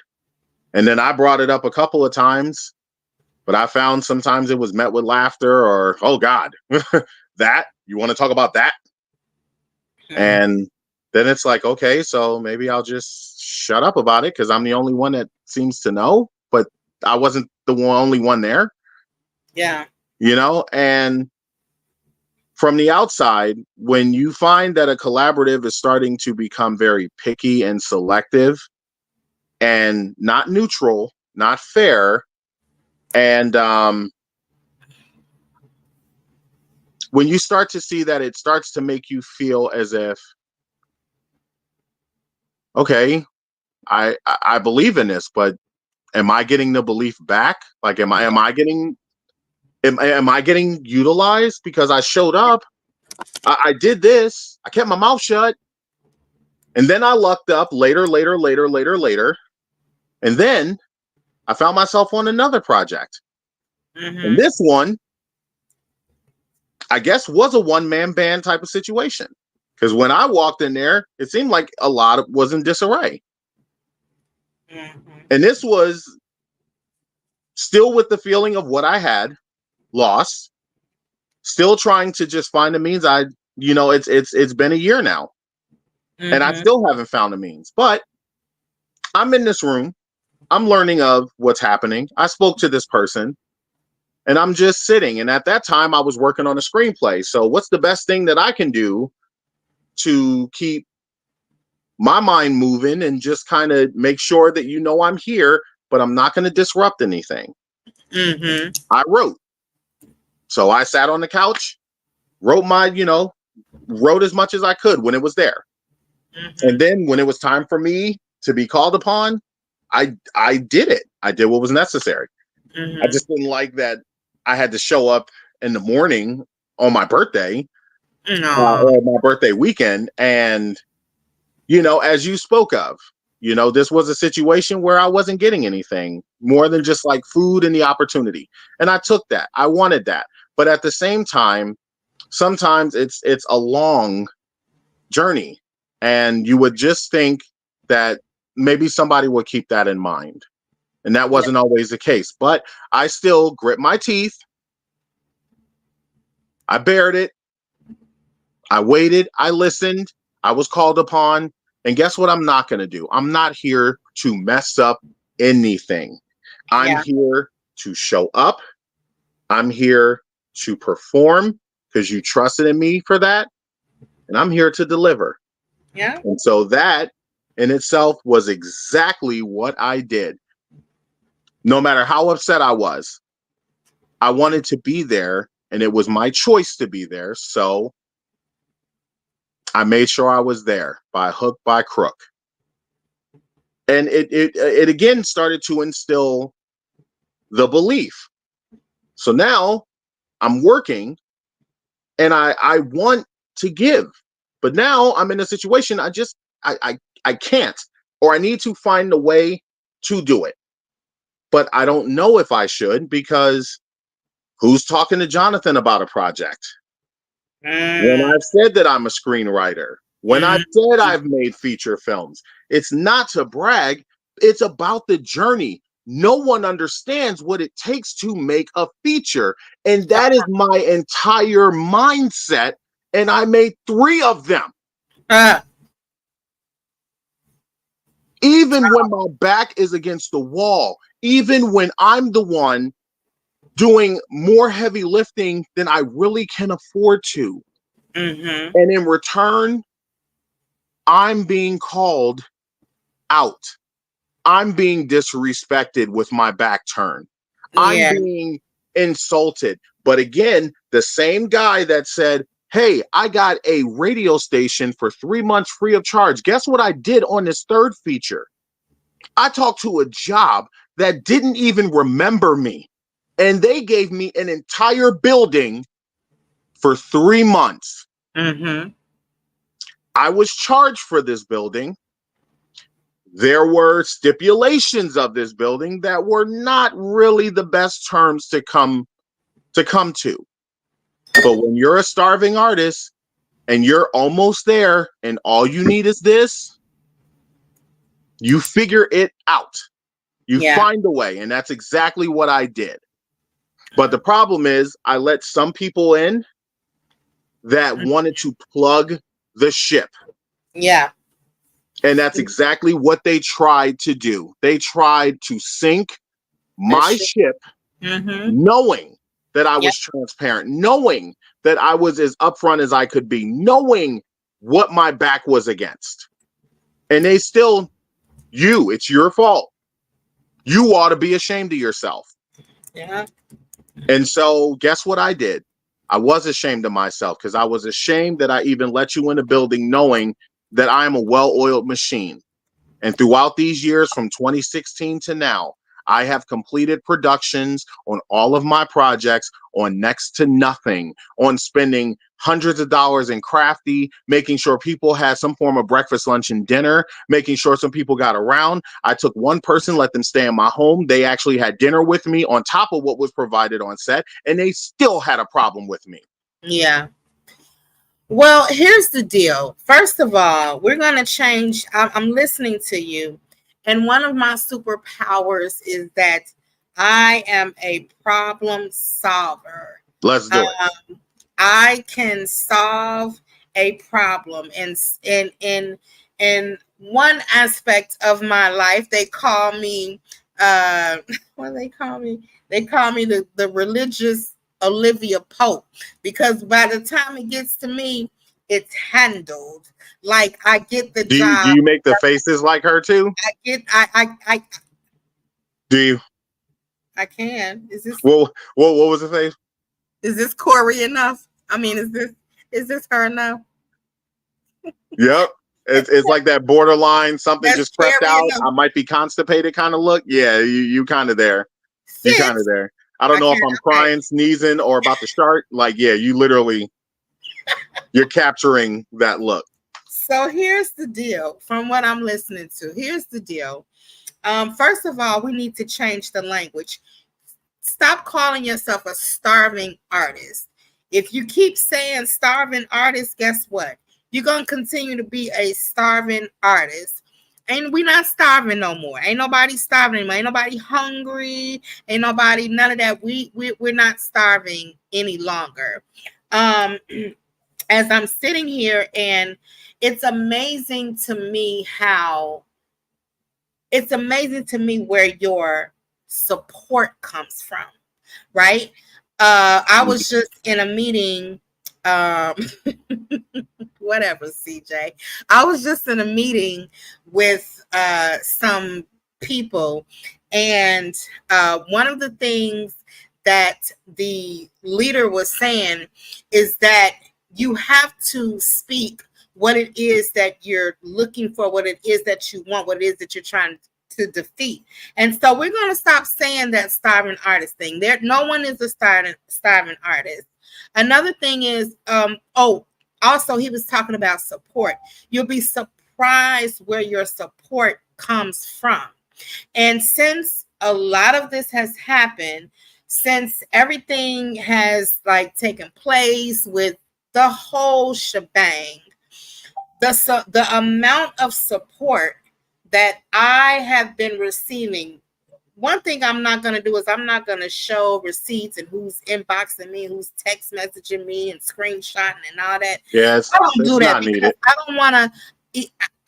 I know that some people are afraid. I know that some people are scared. I know that some people are whatever. So I'm not going to bust their bubble, if you will. I'm not going to just tell on people and say, oh, this, but I have gotten so much support from people who are still part of the collaborative, and I'm still part of the collaborative, and like whatever, because as long as I pay my money, I'm going to do what I do, and I'm going to use what I use. I've just been redirected. You understand what I'm saying? But the amount of support that has been behind me from other people that are in the collaborative, and then on the outside, I have had maybe 10 people come to me within the last 3 days, just like, hey, we want to work with you. We have been trying to work with you. We've always wanted to work with you. I'm just a camera. I'm a camera operator.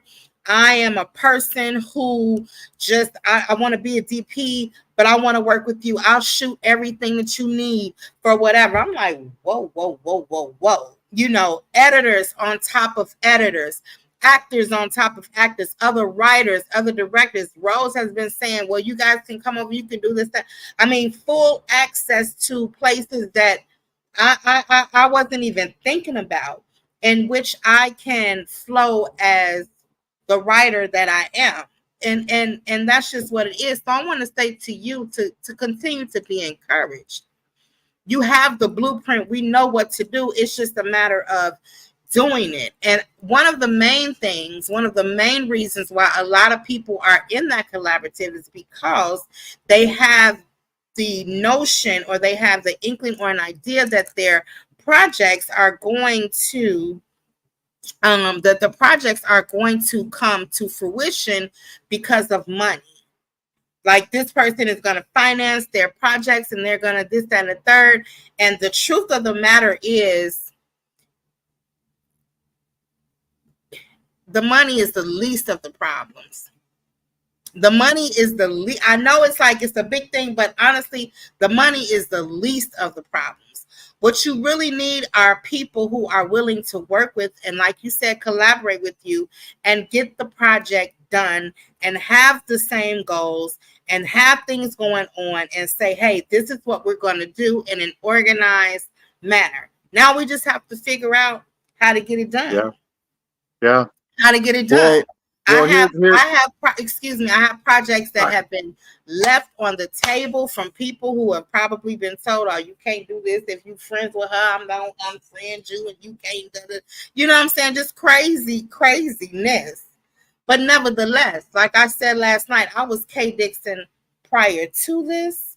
Understand me? I wasn't an indie filmmaker. Okay. I wasn't an indie filmmaker. I've been some places, and I've done some things with people. Obviously, I didn't even work in Chicago, truth be told.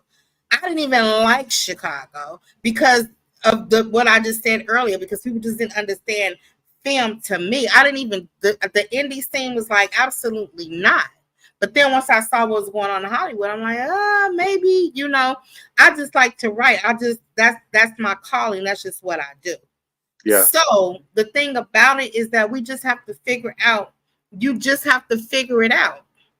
You have to figure out how to do it, what to do, and do it in a professional manner. You have to figure out how to get the money. And it's not that hard. It really isn't. It's just about coming together, collaborating, and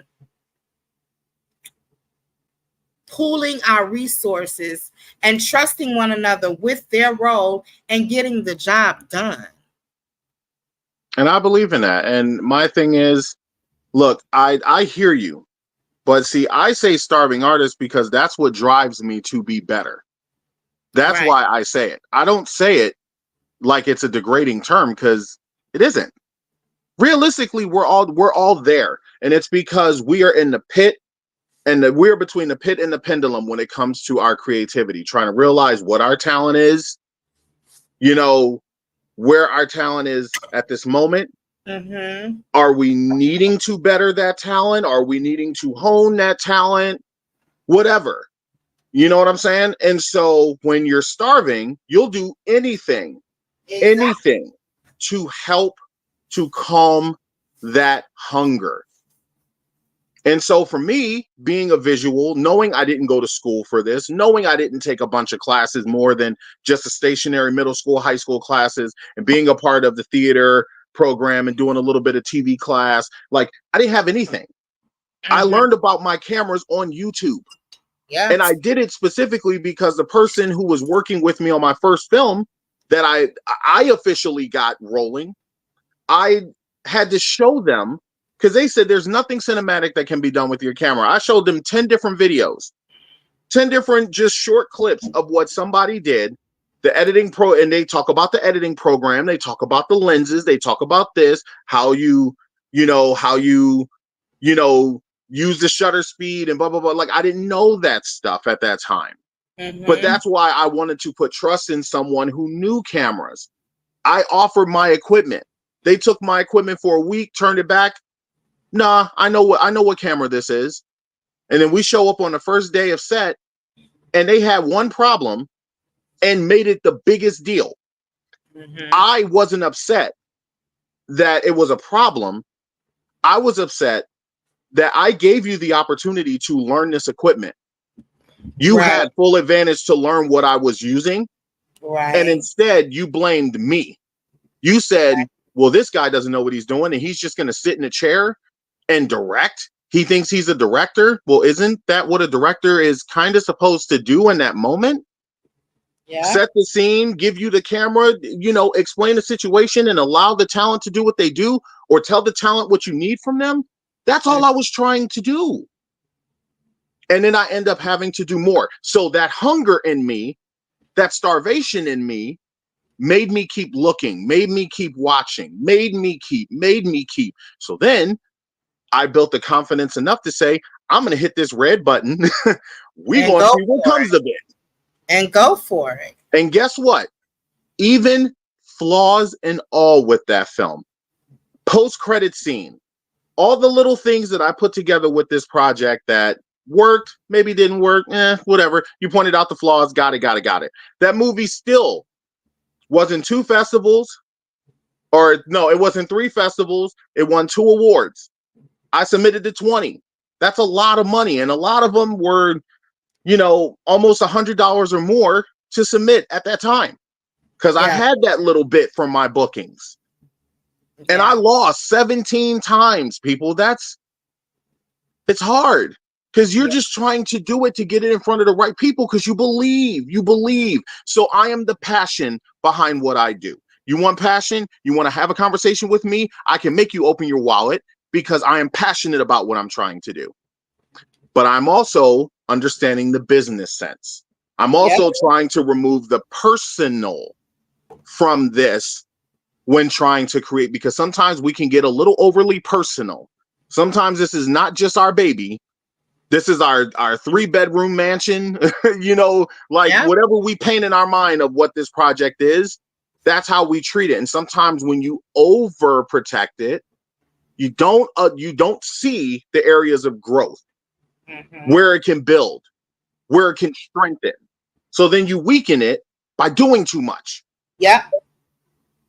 You know what I'm saying? You weaken it by trying to be the maintenance person and the landlord and this and this and this and this, and you can't maintain it on your own. I've had to learn that 3 different projects, people. 3. And 2, I was giving the reins to the people that said they can do it. I'm backing up and saying, okay. And they looked at me and was like, shh, this is yours. Yeah. So guess what, people? Is it mine? You're damn sure right it is.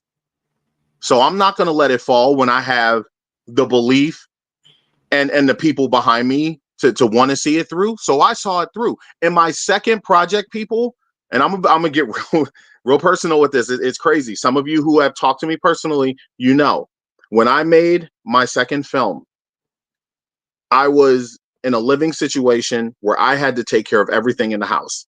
And by taking care of everything, other things started to fall. And these are important things. Like I had a car note. My car was repossessed on my birthday weekend when I was in the middle of a play. And I was still in the midst of trying to make this movie. Someone who I asked for help came and helped, but didn't listen to the basis of what I was asking them.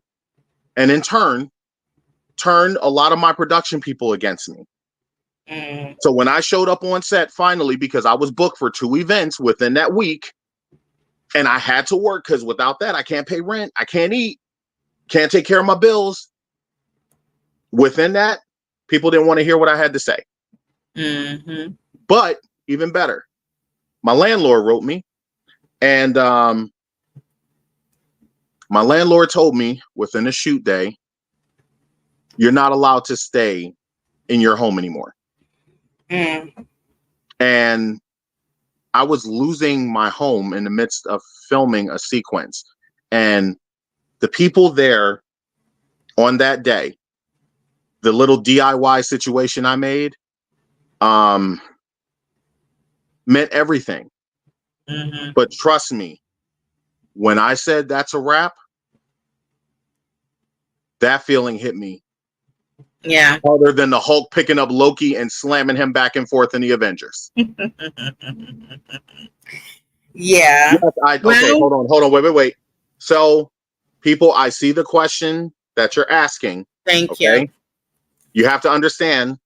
If I'm in the midst of talking, I don't want to cut off the whole reason for the talk Exactly. to try to quickly answer this question and then get thrown off. So I'm going to answer your question. Yes,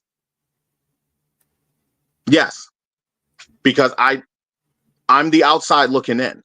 Yeah, and I haven't done anything to really bring myself into that spotlight to be looked at any other way. Mm-hmm. I haven't, and if I have, I would like to know what I did. Right. And it's the same thing again. Like, I have to say, for someone to not like Hollywood, it seems like things are being mimicked. Things in Hollywood are being mimicked with the collaborative. I find that so hilarious. The same grace, like when the other filmmaker, when he thought that the other filmmaker should have pulled him to the side and said something about him and, you know, what's going on and publicly, and he wanted that same grace to be pulled to the side. That same grace was not extended to other people.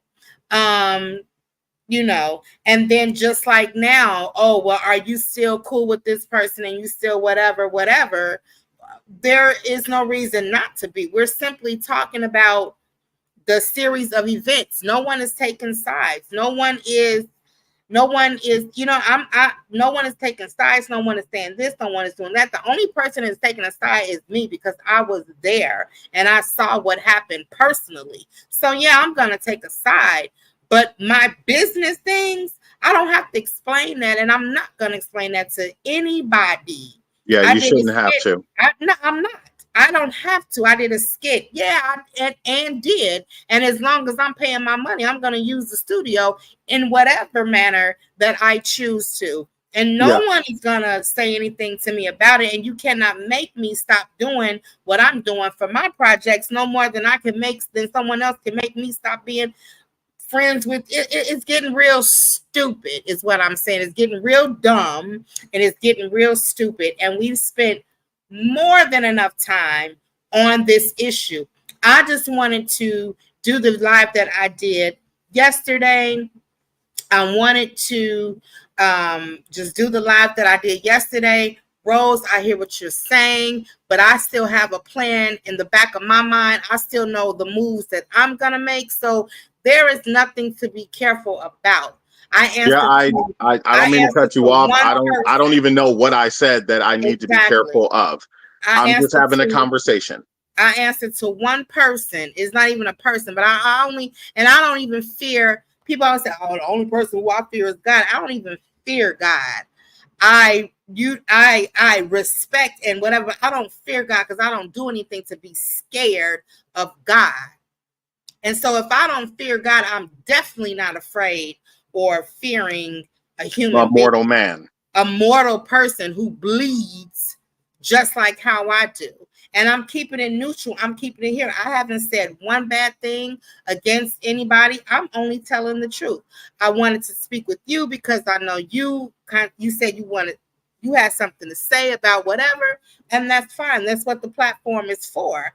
I did what I did yesterday because of the craziness behind the scenes that has been going on. But this is the real. This is what took place, and this is what happened. And I thought that people knew me enough to know that you're absolutely right, Rose. I thought that people knew me enough to know that if anything else, besides being pretty and smart and intelligent and talented, if anything else, you all should know that I am honest, and whatever I say is what I say.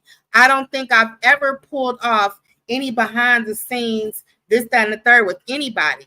If you ask me, I live by the creed of, if you ask me the question, I'm going to give you the answer. Mm-hmm. I say what it is. This is what I saw. This is what I did, because my philosophy is you can't whoop me. Yeah. You cannot Yeah. whoop me. So I can pretty much say what I need to say. And I'm a stand on anything that is the truth. I'm a stand on anything that I know to be the truth. And Yeah. that's just what it is. And maybe we can use this platform, because I still have so many people in my inbox. Oh, I want to say this. I want to say this. I want to say this. And it's like, why now? It's like a Diddy Yeah. situation going out of, why you Diddy been screwing people for years. Why is everybody coming out now? Because someone paved the way, someone said something, and someone made whatever. So I'm not trying to use this particular platform for that. I just wanted to, first of all, just kind of get out what had happened with Sam from me being there. And then you came, and it was, and it's some more people behind the scenes, but I'm kind of over it at this point, because the keyboard warriors and the cyber security and the cyber gangsters, they're all in a group chat, and maybe in a couple of them. And I haven't seen or heard anything publicly, and it's either they're in the group chat or they weren't there and they don't know what's happening, and they're riding the oh God, give me the words to say. They're riding the organ of someone, and they weren't even there. They don't even know what happened or what's been going on. And that's what I was saying in the beginning. Yeah, that's exactly what I was saying in the beginning. I'm gonna keep saying it because I deal with real men. Understand me? I have real men in my life. Men. So for men to follow this foolishness, it's blowing my mind. Women, girl schmirls, y'all gonna do and y'all gonna say whatever. But for grown men to act in this manner and do all this behind the scenes and behind the whatever, I can't deal with it. I can't. That speaks. I refuse to deal with it. I say a lot. I say this a lot because I've been paying more attention to like movement and the understanding of presence. And when someone feels a certain way about you, the body language, really kind of speaks that. Sometimes there's like little side comments that are said. They're like backhanded compliments. Yeah. And it's like, okay, how many of these are you going to dish out until you know that I know what you're talking about? Yeah. You know what I'm saying? And like some people work to push that button. I think in this situation, somebody gaslit completely. And whoever gaslit the most made someone say, I smell gas, to which they turned on this fire. And now this fire has set ablaze to a lot of things, leaving certain people out, leaving certain people who may not have even had a hand in this situation. You're leaving them out. And not only are you leaving them out, now you're putting the soot and the smell of gas on them. And you're saying you started it. Or you started it, or you started it. And that's not a good way. That's not a good way to do things, especially as you said, there's always three sides. Yeah. Always three stories. Yours, theirs, the truth. And the truth is going to come out. Yeah. Period. It is. If it's not already coming out, and it may already be coming out, but something's not being seen. So therefore, now it's just coming off as ramblings. Yeah. But when that truth comes out, oh my God, and it's going to happen within the next 30 days. I really hope that the people involved who really had a hand can take that heat. And I hope the person who listened and said, I smell gas, can finally see who really has the soot on their shoes or the darkness on their hands or the smell of gas on them. Like, that is what is missing today, because a lot of people are catching blame and being scapegoats in things that don't involve them. They're being pulled in. Someone else is riding coattails. Everybody's providing opinions. And there's this celebrity mentality that's going on that has people moving in such a way that they should not be moving.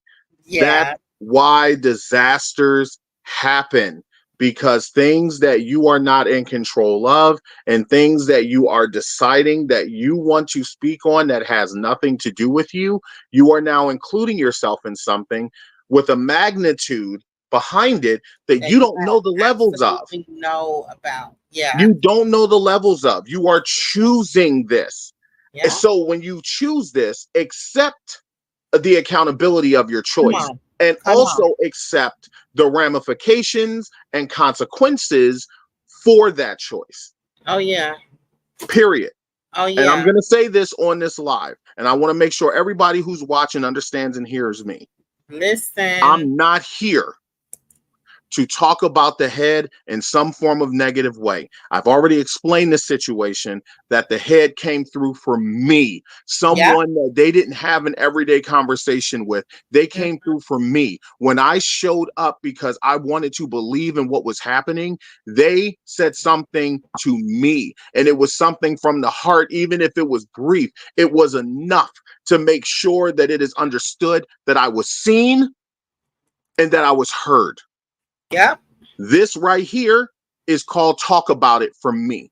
I am talking about it. So I don't want someone to turn around and then try to throw me out there to get burned and say, I smell gas on him, because I didn't set anything on fire. I didn't create a fire. I am having a conversation with someone that I appreciate because, like the head, this person gave me an opportunity when I could have just been ignored. I could have just been another number of an inquiry for a project, because how many inquiries do you get that you know are not real until you find the real ones? A Yeah. lot, because everybody wants to be a part of it until they understand what it takes to be involved in it. Mm-hmm. So this here is me talking. I have no ill will. I have nothing bad to say. Matter of fact, I am going to contribute to the collaborative because I feel that respectfully, that is my duty. Whatever happens from there, it happens from there. I have not done anything for that to change in a negative way. But I just want to make it clear that I am the outsider of this collaborative. All I want to do is be a part of it. I have shown up for some of you. Some of you have seen me work. Some of you have seen that I respect what's going on and I don't step outside the lines. I will offer. If you don't accept the offer, that's okay. You know, if it's in my lane, I will do my best to help. If I don't know, I will ask. But I'm logical enough to absorb and understand a little quicker so I can do it. I am a creator. I want to work with all of you. My form of mine in this collaborative is fully collaboration. I want to build where we can work on a project and everybody can help build it from the ground up. And when it's time to come to set, it is the best feeling in the world from beginning to end. That's what I believe in. I believe in taking care of my people even after the fact. But a lot of what I get when I say that comes down to this. And when I don't have this, then suddenly I'm not enough for you. Suddenly you don't have time for me. Suddenly, you know, it's something negative or derogatory because I don't have enough of this for you or enough of that for you. And because I say that I'm gonna bless you with gas and make sure I fill your belly with food, And that's not enough. and But it's it's not enough enough. for you. It's enough for you to drive 2.5 hours. It's enough for you to, you know what I'm saying? For you to use your own gas. It's enough for you, and that just simply should be reciprocated. And I believe in that. And that's all I would ask. That's why I deserve more. I know I deserve more. I've shown you in 2 instances of being in a church and never being a pastor, never picking up the Bible to know it enough to perform sermons. I have shown you that I can do this. If you've seen God's Not Here and God's Not Here too. And it's still me. I didn't even play a part. It's me. It's me talking to everybody. If I had the opportunity to throw on a suit and be in that position, because that's what an actor does. An actor becomes, transforms. I can do that. You cannot put me in a box just because of my look and my size. You have to believe that a creative can do a lot of creative things. And if it is out of the realm for me, let me figure that out. Yeah. Because I will always give people the opportunity to play a part. But I will tell you, in all of my projects, my leads will always be this. Because in the storytelling world of Black, you just don't see enough characters. You see enough of the same thing. And all I want is to create something different and do it with the people that believe in collaboration so we can all eat at the same table and eat good. That's all I want. And that's why I'm in the collaborative, because I feel that still can be done. But the real collaborators need to speak on this and really be about it and understand it is a grind. It is a process, and that we work from the bottom all the way to the top. That you understand it's not just your opinion and your thoughts because you think your thoughts and opinions supersede others. It's about everybody. It's about reading the material repeatedly. It's about learning and absorbing the material repeatedly. It's about lending a hand for a location if a person needs help. Yeah. It's about helping to set up a tripod and not hemming and hawing about it. It's about getting the actors together and not having one actor talk about all this stuff that they've done in the means of overly selling themselves. You don't need to oversell yourself. Sell yourself in the work. Right. Don't sell yourself in the lobby. Right. Because sometimes that's not enough. Yeah. Sell yourself in what you do. Bring that to the table. You're an actor. Show me. Show me that you can read something. Show me that you can read and memorize. Show me that you can read, memorize, and gain eye contact. Show me you can read, memorize, eye contact, and build chemistry. Show me that amongst all of that, you can find a means to bring character. Not just seeing words on a page and then getting offended because this is something you wouldn't normally say, or this is a situation you wouldn't normally find yourself in. Right. Being a collaborator means that you open yourself to just about anything for the sake of building, of bettering, and becoming more than yourself. Yeah. Become selfless and get rid of the selfish. Amen. Amen. Well, Jon, thank you so much for joining me tonight. I like that. Where can the people find you on social media? How can they follow you? What are your social media handles? And I'm going to make banners of it. Got you. Well, I'm J.B81 on Facebook, and you spell it all out. JDOTB81, the two numbers, on Twitter, on Instagram, on Facebook, on Snapchat. He is I, and I am him. And you'll see my journey as an MC. You'll see when I host events. You'll see my videos. You'll see when I talk about I'm Mr. All I Need Is One Mic. Much love to Nas, because I am. All I need is the opportunity, and I will show y'all what I can do with it. Point blank. Period. I've done enough. I've done enough. I have 2 reels. I got a third that's coming together because y'all need to understand I am really about this. And I work damn hard so I can get further, not just for myself. So I can finally turn around and reach back, and the people that are helping to build, I can pull up too. That's what this is about. My end game is making sure all of us are good. Yeah. But we can't be good if we can't work together. Yeah. Yeah. And so let's change that narrative. Let's literally change that narrative. I like the ideas that were brought out tonight. I like the ideas that were talked about as far as collaborating. For those of you all who have been in my inbox all night long, I see you. I see you. It's about 6 or 7 of you all. I see you. And let's figure it out, and let's figure out how to get more stories out there together. I think I just pulled a Kamala Harris because I think I just said the same thing twice without saying a thing. Terrible. Let me get off of here. Let me get off of here. All right, guys. Okay. I love you all Thank so you. much. I thank you so much.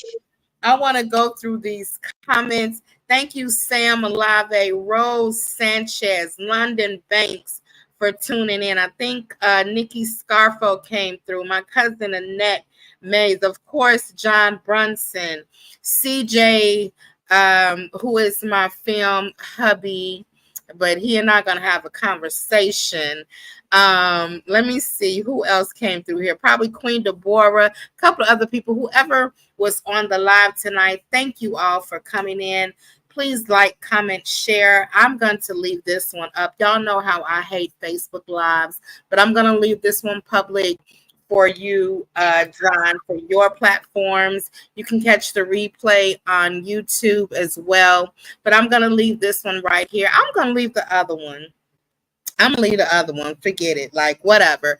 I'm gonna leave both of them, and we can just. I'm here for all of the smoke. I'm here for all of the creative smoke. Shouldn't be any smoke towards me because I was just. I said what I said. I said what I said, and I'll say it again. Rose talking about, girl, go to sleep. No, because now you and I are gonna inbox each other for the next hour and a half. Miss Rose Sanchez, mwah. I love you all. Have a great and wonderful night. Be true to what was Shakespeare, to thine own self be true. Period. All right. For the record, to thine own self be true. Mwah.